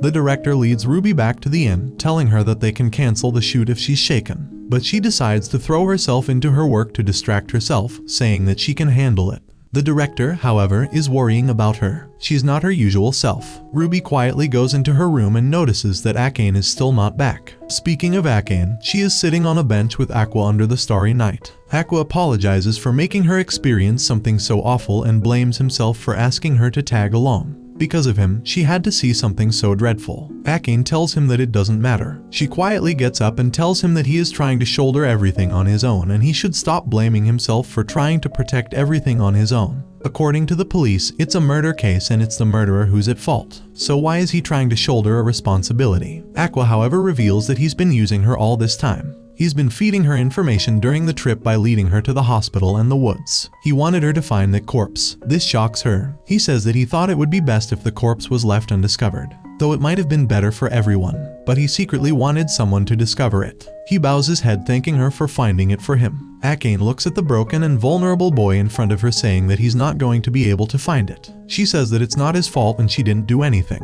She just stumbled across him. He also apologizes for using her all of this time trying to uncover the murderer and the corpse and using her like a drug-sniffing K9 unit. But she smiles saying that she can finally reveal her true feelings. She tries to break up with him saying that this is the time they should say their goodbyes and he will be better off without her. And it will be painful for him, but it turns out it's painful for her in reality. Tears start streaming down her eyes and emotions overwhelm her chest. She quickly turns away trying to hide her tears from Aqua saying that during the trip she wanted to part ways on a happy note, and she had promised herself she would not cry, but it seems that she can't even keep her promise. She starts breaking down into a blubbering mess. Scenes from their relationship start flooding her mind and her emotions turn into a vortex threatening to consume her. Aqua wipes her tears away and realizes he should have said it sooner. His revenge is over and now that the corpse has been found he is at peace. He gently leans in and kisses her on the lips, expressing his feelings in a way that no words could. The starry sky witnesses the birth of their new beginning. Meanwhile, things are not going well for Ruby. She's restless and turns to Akane for comfort, but Akane is sleeping, so she decides to go on a morning walk right through the snow-covered forest. She stands on a rooftop and recalls scenes from her last life. The white-haired girl tells her that she should be more careful. After all, she took that keychain from a corpse. Ruby is not in the mood to argue with a sassy lost child, but the white girl reveals that she knows something that she wants. 私 She is in the mood to argue with a sassy lost child, but the white girl reveals that she knows something that she wants. Anemone tells everyone that things were difficult for them to process and that today they'll be filming outdoors, but if Ruby isn't feeling well she can take the day off. But Ruby decides to process her grief by throwing herself into work. She's constantly zoning out and later they are driven to the outdoor side by their director. Kana complains about shooting outdoors. They always have to wear ridiculous out-of-season outfits like little swimsuits in the dead of winter and jackets in the burning summers. Ruby doesn't contribute much and recalls her conversation with the white-haired child who told her that the famous idol gave birth, and that's the day when the doctor went missing as well. She also revealed that two mysterious figures were hanging around the hospital. One of them turned out to be the fan who murdered AI in her condo. Ruby wants to know who the second person is, but the white girl mysteriously says that it's for her to find out and uses her crows to disappear with a genjutsu. Kana is the first one to be filmed and she waddles into the lake beautifully, but as soon as the shooting is done she quickly hurries back trying to dry her feet as it's cold as hell. Anemone analyzes the group. Kana is the most enthusiastic of them all and grabs intention. Like an 11-year-old Chinese student attending a quantum physics lecture. She's as cute as a button. She enthusiastically starts editing the video, but Ruby is still in a daze. The crew tells her to be ready. Anemone looks at her thinking that she has the prettiest face of them all, but she's not interested in acting and wants to be an idol. It's as if she's trying to walk in someone else's shoes. Everyone stands in front of Ruby, but Ruby looks at the cascading waterfall. She can't wrap her head around the fact that a murderer is on the loose and two innocent people have died. She feels the unfairness of the world crushing her spirits, and Anemone looks at her in surprise, noticing an expression she has never seen on an idol's face before. Anemone is the very picture of tragedy with raven feathers falling around her. Later the girls celebrate the end of this whole operation. Now that the shooting is done they can kick back and relax. Anemone says that she will deliver the video shortly, but she wants to take her time with the second one. Later Akane is sitting all alone in a hot bath wondering about all the strange and mysterious things that have been happening around her. It's as if a single thread connects them all. Shijin thinks about her relationship with Ruby and Aqua, and speaking of Aqua she recalls their little case and realizes they are now an official couple. Kana arrives and points out that her face is as red as a tomato. Kana tells Akane that she is a bit jealous of her acting career and how amazing she is. She has everything figured out. She is a very good actress. Akane tells her that a win is a win, and she also tells her that she should stop this fake relationship with Aqua. Akane narrates the story of how Akane and Kana are in love and how they are in love with each other. Akane tells Akane that she should stop this fake relationship with Aqua and how she is in love and how she is in love with each other. Akane nervously reveals that their relationship is not so fake anymore. This causes Ruby's face to turn as white as a sheet of paper. Akane hurriedly tries to leave, saying that she has something urgent to tend to. She later returns to her room and finds Ruby waiting for her in the futon. She asks Akane if she knows who his brother is looking for by trying to be an actor. He's been working for the director ever since he was a kid.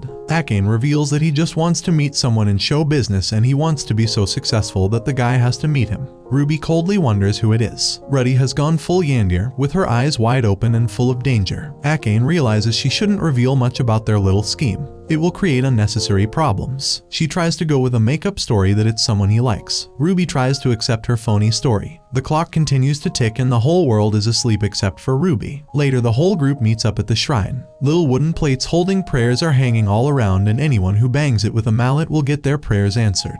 They all line up in front of a statue ready to make a little prayer. While everyone prays for success in their acting careers, Ruby just prays that her brother finds out the murderer responsible for putting an end to their mother. Her eyes gleam with darkness and a familiar white-haired girl listens to her prayers from above.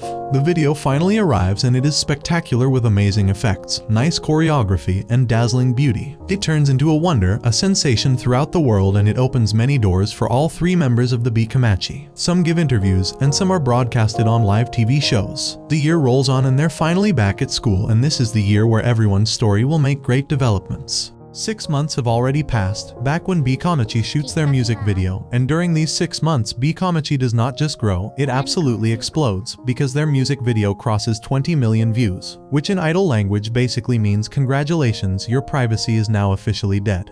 Mencho sees this opportunity and does what any sane internet gremlin would do, which is squeeze every drop of success out of it, collaborating with everyone who breathes, spending more money on B-Komachi than on her own channel, and grinding so hard that the algorithm finally looks at them and says, fine, I guess you are worth recommending, and because of that hustle their channel builds a regular audience. Their videos start getting pushed, and suddenly they hit 360,000 subscribers. Meanwhile, after the Tokyo Blade stage play, Akane and Aqua's careers also shoot up like rockets, because Akane starts getting lead roles and even has a new movie coming soon, while Aqua becomes a regular face on TV shows and also turns into a fashion magazine model, meaning everyone is busy, booked, stressed, and pretending they are fine.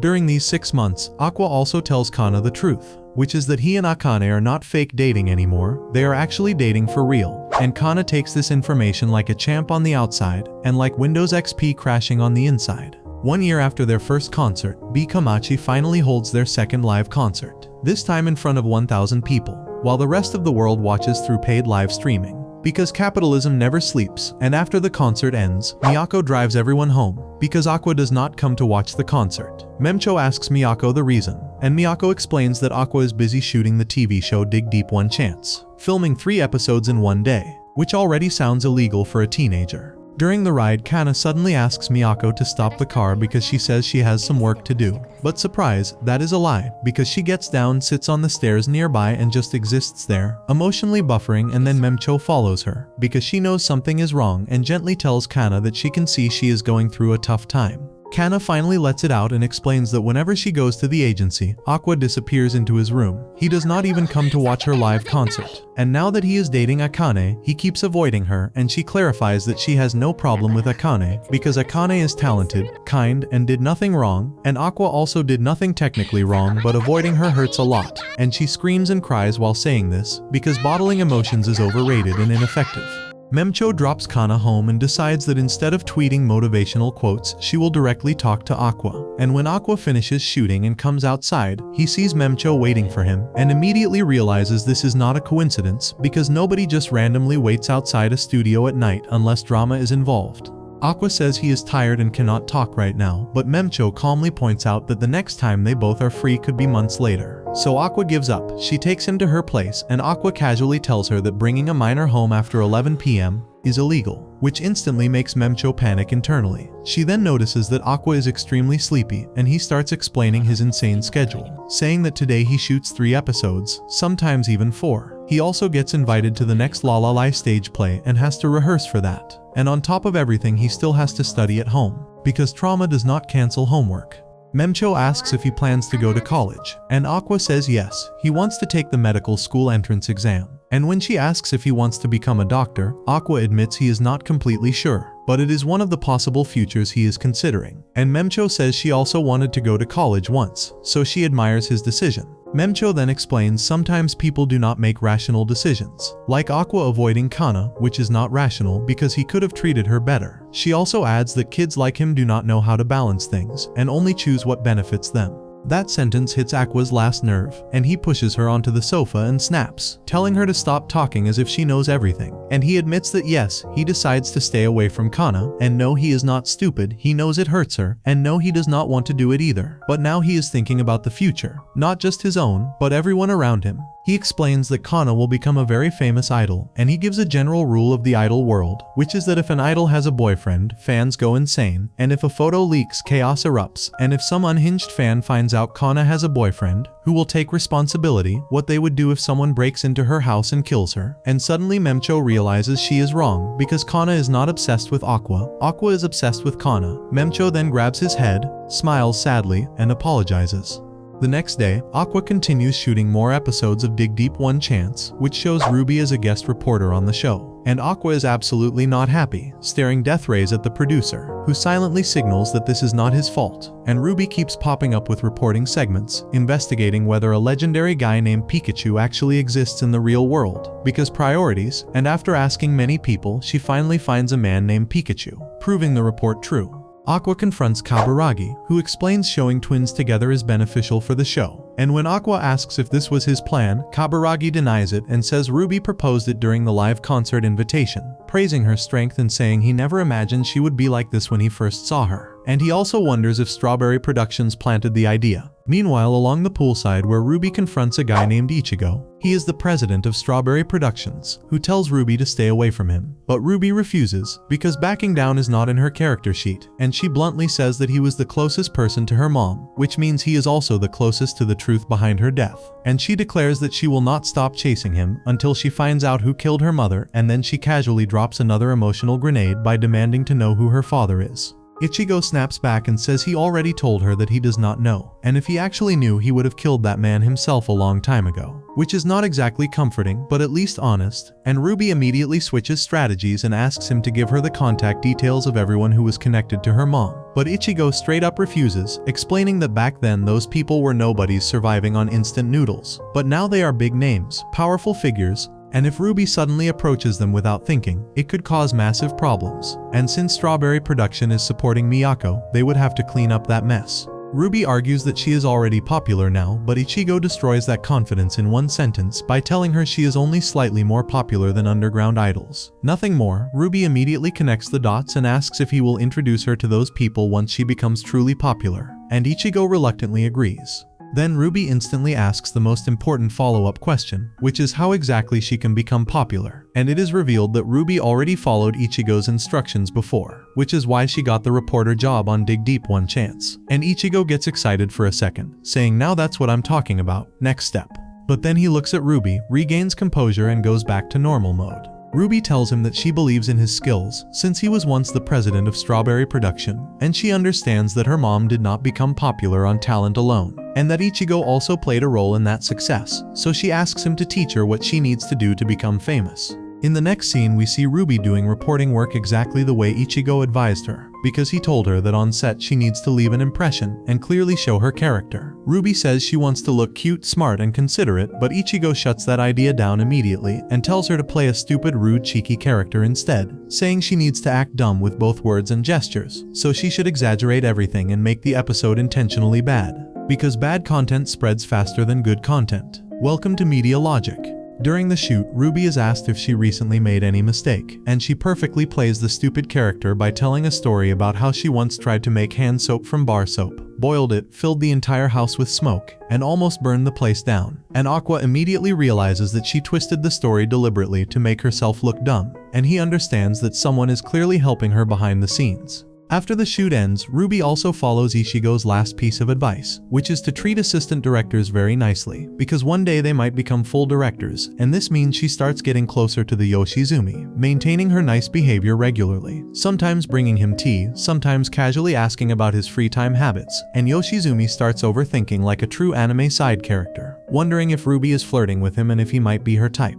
Ruby asks if he is sleeping properly, saying he looks tired, and jokes that she heard assistant directors barely get time to sleep. And Yoshizumi replies that it used to be like that, but now if you overwork, HR gives you a day off, and the government has become stricter, so things are better than before. At that moment, the director Urushibara shows up and starts yelling at Yoshizumi for not finishing the subtitles, even though Yoshizumi already finished them earlier. And the director tells him to quit if he cannot handle the work, and Yoshizumi apologizes because assistant directors survive on apologies. The next day, Urushibara appears and drops a bomb. He wants to interview cosplayers dressed as characters from the recently popular Tokyo Blade, because that will increase reach, and when Yoshizumi mentions copyright issues, Urushibara confidently says he will get permission, telling him not to worry, and Yoshizumi is tasked with finding 10 cosplayers willing to cosplay Tokyo Blade characters voluntarily. Yoshizumi reaches out to many cosplayers, but everyone refuses, until Ruby appears and asks if she can help. And when he asks if she does cosplay, the scene cuts and shifts to Kana, who finishes her shoot and steps outside into the rain. And Aqua is waiting with an umbrella. Akane wants to share one umbrella, holding his arm and walking close, thinking to herself that she noticed a long time ago that Aqua is attracted to Kana, but she does not mind that he dates her instead.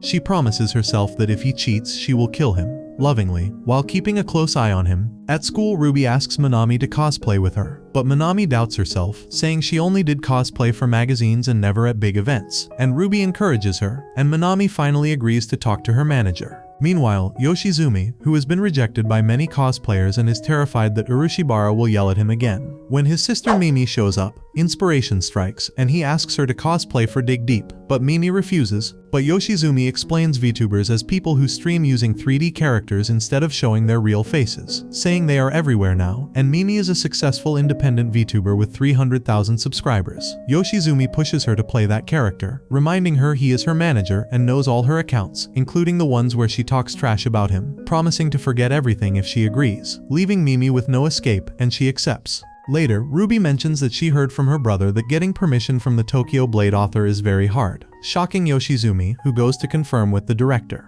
Later, Yoshizumi gives Urushibara the cosplayer list, including Minami and Mimi, and Urushibara likes both of them, but when Yoshizumi asks about permission, Urushibara freezes, talks on the phone, and then admits they did not get permission to cosplay Tokyo Blade characters. And Yoshizumi panics, Urushibara doing what he does best, which is avoiding responsibility with Olympic-level skill, as he tells Yoshizumi to just ask the cosplayers to cosplay some other characters, casually saying that he already told him to keep a backup plan ready, even though he absolutely did not say that at any point, and now he is simply shifting the blame like a professional villain in a corporate drama. Yoshizumi has no choice but to accept this disaster, so he goes home and tells Mimi about the last-minute change, which completely shocks her because the interviews are literally happening the next day. And after that, Yoshizumi apologizes to all the cosplayers and asks them to switch characters, knowing fully well that everyone is silently screaming inside. The interview day finally arrives, and Ruby and Minami are excited to work together. Everyone introduces themselves properly, and then they talk about the troubles of changing cosplay characters at the last moment. Soon they all get to work. Comic-Con-style crowds fill the venue, Ruby starts interviewing people, and Yoshizumi apologizes to Mia yet again, like it is part of his breathing cycle. And then Urushibara arrives, and Mimi whispers to Yoshizumi that she absolutely hates his face, which is a valid emotional response. Urushibara asks Yoshizumi about Mia. He walks up to her and starts making inappropriate sexually suggestive comments about her cosplay, which Mia deflects with a smile, because women in entertainment learn this survival skill early, and Yoshizumi finishes filming the interview with his soul slightly leaving his body.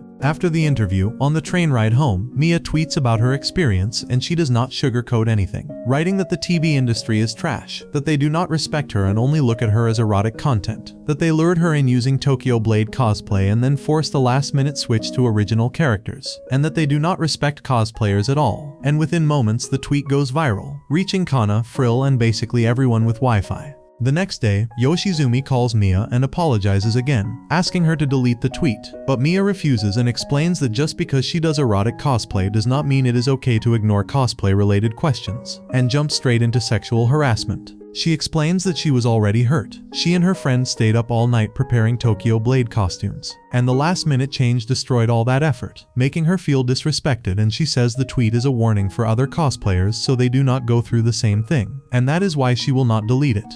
The scene shifts to the announcement that orders came from above and the interview episode must be postponed, and that they have been told to issue an apology statement. And then Urushibara tells Yoshizumi not to invite problematic people next time, calling them unprofessional and accusing them of leaking internal information, which finally pushes Yoshizumi past his limit, and he snaps back, shouting that the way Urushibara works does not function anymore in today's world, and that respecting people and considering their convenience is essential now. Urushibara explodes in response, asking Yoshizumi what the concept of the show even is, why the show exists, and why someone with his personality keeps getting hired, and he yells that countless ideas get crushed every day, but they are trying to do what normal TV cannot, and that TV is becoming boring because of too many restrictions, and that if someone could create interesting content within regulations, that would be amazing, but they do not have such a genius. Later, Yoshizumi sits in a park scrolling through news about the controversy, thinking he will probably get fired, when Ruby suddenly appears and tells him she has a proposal, asking if he wants to read it. The scene shifts. In a meeting, Yoshizumi presents Ruby's proposal, which is for a special episode featuring both Mia and director Urushibara, and Ruby has already convinced Mia to participate. Soon the special episode is filmed, where Ruby apologizes to Mia on behalf of the staff. The scene shifts to a flashback, where Ruby meets Mia and they discuss the tweet, with Ruby agreeing that what happened was wrong, but explaining that the tweet could make things harder for cosplayers who want to work on TV, because producers may avoid cosplayers entirely, and that Mia needs to explain things properly. Now back to show, Mia explains she is not here for any apology, she just wants the situation investigated and the organization reformed so it never happens again. And Ruby then shifts the focus to Urushibara, asking about the root problem, which turns out to be copyright. Urushibara explains that he originally told everyone to cosplay Tokyo Blade and requested permission from the anime production, thinking approval would come easily, but it never did, and because of staff shortages, he could not confirm it in time. Ruby then interviews the anime production manager, who explains that while production committees usually grant permission, Tokyo Blade is strict and requires personal approval from the author, which was impossible to obtain before the interview, and so permission was denied. To go deeper, the author of Tokyo Blade is interviewed, Abiko, and the interview is handled by a special reporter, Kana, instead of Ruby, because Abiko is extremely busy and refuses most interviews, but agrees because she knows Kana. Kana asks directly about copyright strictness, and Abiko explains that author permission is normal, because otherwise publishers would exploit ideas for profit, selling erotic character goods, and that they often send female staff to request permission, which Kana agrees happens in idol culture as well. Abiko clarifies that permission is not required for respectful work, but anything adult-related is never allowed, and companies must pay for songs and merchandise, so rights must be protected, and as long as there is love and respect, copyright issues do not arise. The scene returns to Mia's interview, where she explains the kinds of questions she was asked, including comments about her body and questions about her private life, stating clearly that without respect such questions become sexual harassment. But now that she understands the copyright issue, she agrees to delete the tweet. Ruby explains that the director felt ashamed and accepted her proposal, and then Urushibara enters in cosplay himself and apologizes to Mia, who asks him questions about his costume, and through the conversation it becomes clear that he finally understands how hard cosplay is and how devastating last-minute changes can be, and Mia forgives him. Everything is finally resolved, and as Ruby and Aqua walk home, Aqua asks how much of this plan was actually hers, and how long she has been planning it. Ruby rolls her eyes and says no, it's not like that, it's just a coincidence. She did a little research and already knew Mia leaks internal information like it's a hobby, so she introduced her for cosplay knowing full well Mia would stir up some drama, because chaos loves a stage. She adds that loos can actually be used to improve things, but most people just use them to attack others, flex their moral panic muscles, and post mud on the internet like it's a new sport. She brings up how her mom fell victim to this too. Someone took a photo of her mom with a classmate, spun it into a fake dating story, and the internet immediately believed it, giving unsolicited reviews on her mom's life. Ruby says she at least made a proper plan for Mia so she could discuss everything calmly during the interview, proving Mia did nothing wrong and harassing anyone during an interview is never okay. Ruby adds that Mia's passion for cosplay is real, it improves the industry, and even helped Minami's impression. So technically, everyone wins, and she feels lucky, and maybe even like God has a crush on her. Aqua teases that she seems happy with telling lies, but Ruby laughs and says that even her mom lied, hiding her children from everyone. Ruby declares that in this world, pure and honest idols can't get famous, but she's going to get famous anyway, and fast. Soon it comes out to be true. Over the next 6 months, Ruby blows up with work offers. Her YouTube channel is about to hit 1 million subscribers, and she wins a Female Idol Award judged by 9 industry veterans, including producers, writers, and known personalities. She's officially famous, with the internet assuming she's about to surpass even I. Aqua's work also goes well, and the twin chaos duo gets invited as guests on many shows. Meanwhile, Miyako manages Ruby's schedule, handling the flood of offers, which becomes a nightmare for her. Aqua observes that being a company president isn't easy, and Miyako confirms she can't handle all this alone without Yoshizumi, who is now quit as assistant director to become Ruby's personal manager. Aqua eventually corners Ichigo and quickly puts the pieces together, realizing that the sudden flood of work pouring into Ruby's career is no coincidence, and that Ichigo is the one pulling the strings behind the scenes. He flat out tells him that he will never forgive him for disappearing after Ai's death and leaving Miyako to carry everything alone. Yet even so, Aqua can tell that Ichigo is still quietly clinging to the same old dream of seeing B-Komachi stand on the Tokyo Dome stage. Ichigo doesn't deny it and admits he has been using his remaining connections to open doors for Ruby, but he makes it clear that he has no intention of returning to idol management, because his life is now consumed by a single purpose: finding and killing the person truly responsible for Ai's murder. When Aqua pushes back and questions that obsession, Ichigo snaps that Ai was like a daughter to him, someone he raised, protected, and lost, and that this hatred is the only thing keeping him moving forward. Aqua then explains how his own revenge came to a halt after he concluded that Seijiro Ihara was his biological father and therefore the culprit, but Ichigo immediately shoots that idea down. He reveals that he was with Ai at the exact moment the news broke about Ihara's murder-suicide, making it impossible for him to be the mastermind, and coldly reminds Aqua that sharing blood does not automatically make someone guilty. He suggests that the real enemy is still out there, unseen and untouched. The weight of that possibility hits Aqua all at once, sending his thoughts spiraling, and sensing this, Ichigo tells him to stop digging for now and get some rest before he completely breaks. Next scene, Aqua sits in the rain, trying to digest everything. He feels a moment of calm might exist, but it's just a dream shattered by reality. He doesn't even notice Kana bringing him an umbrella, and snaps at her to be quiet, scaring her into falling over. She starts crying, apologizing and running off, overwhelmed by his anger. Later, Akane calls Aqua about the Japan Film Awards, where she's also receiving an award and walking the red carpet. She's nervous and asks if they can meet after the event, but Aqua declines, saying he isn't in a condition to meet anyone. Akane insists he can tell her anything if needed, and Aqua thanks her before hanging up. Akane notices Aqua is slowly becoming happier. Aya's past always haunts him like a curse, but since the matter resolved, he's gradually normalizing. She hopes he never knew about the loophole that caused all the trouble and could live peacefully, but unfortunately, he already knows. The next day at the awards, Akane receives the New Star Award. On stage, she notices a guy looking like Aqua walking past, and suddenly, she notices a huge white flower sent by Lala's former performer, who now has his own agency and always sends flowers when he can. Akane feels touched and tells her manager to thank everyone. Later, Kindaichi, Akane, and her manager eat at a restaurant, discussing how fast Akane is rising. Akane credits Kindaichi, but he teases her, saying it's her talent that made it happen. And in this industry, if you don't impress the casters, you don't get lead roles. He says Akane's eyes left an impression on the agency president, who mentions that some people's eyes can make lies look like truth, and Lala's former performer had exactly those eyes. Akane asks to see his performance video, and Kindaichi shares a private rehearsal playlist link. As she watches the footage, Akane can't shake the feeling that something is terribly familiar, because the man on screen looks unsettlingly like Aqua, not just in appearance but in the way he moves, speaks, and commands attention. One thought leads cleanly into another, and she starts linking everything together, from Aqua's lingering doubts about his father's connection to Lalai, to Ai's distinctive acting style that now feels less unique than she once believed, and finally to the white roses, which suddenly stop looking like a coincidence. Piece by piece, the answer takes shape, and Akane realizes that the person who killed Ai was never acting alone, but was guided, nudged, and used by someone else entirely. The realization hits her like a blade. Hikaru Kamaiki, once celebrated as Lalai's most brilliant prodigy, the same boy who was only 15 when the 16-year-old Ai became pregnant, is not only Aqua and Ruby's father, but the unseen hand behind everything. That concludes the anime recap for now. As always, if you enjoyed, let me know down below and I'm out.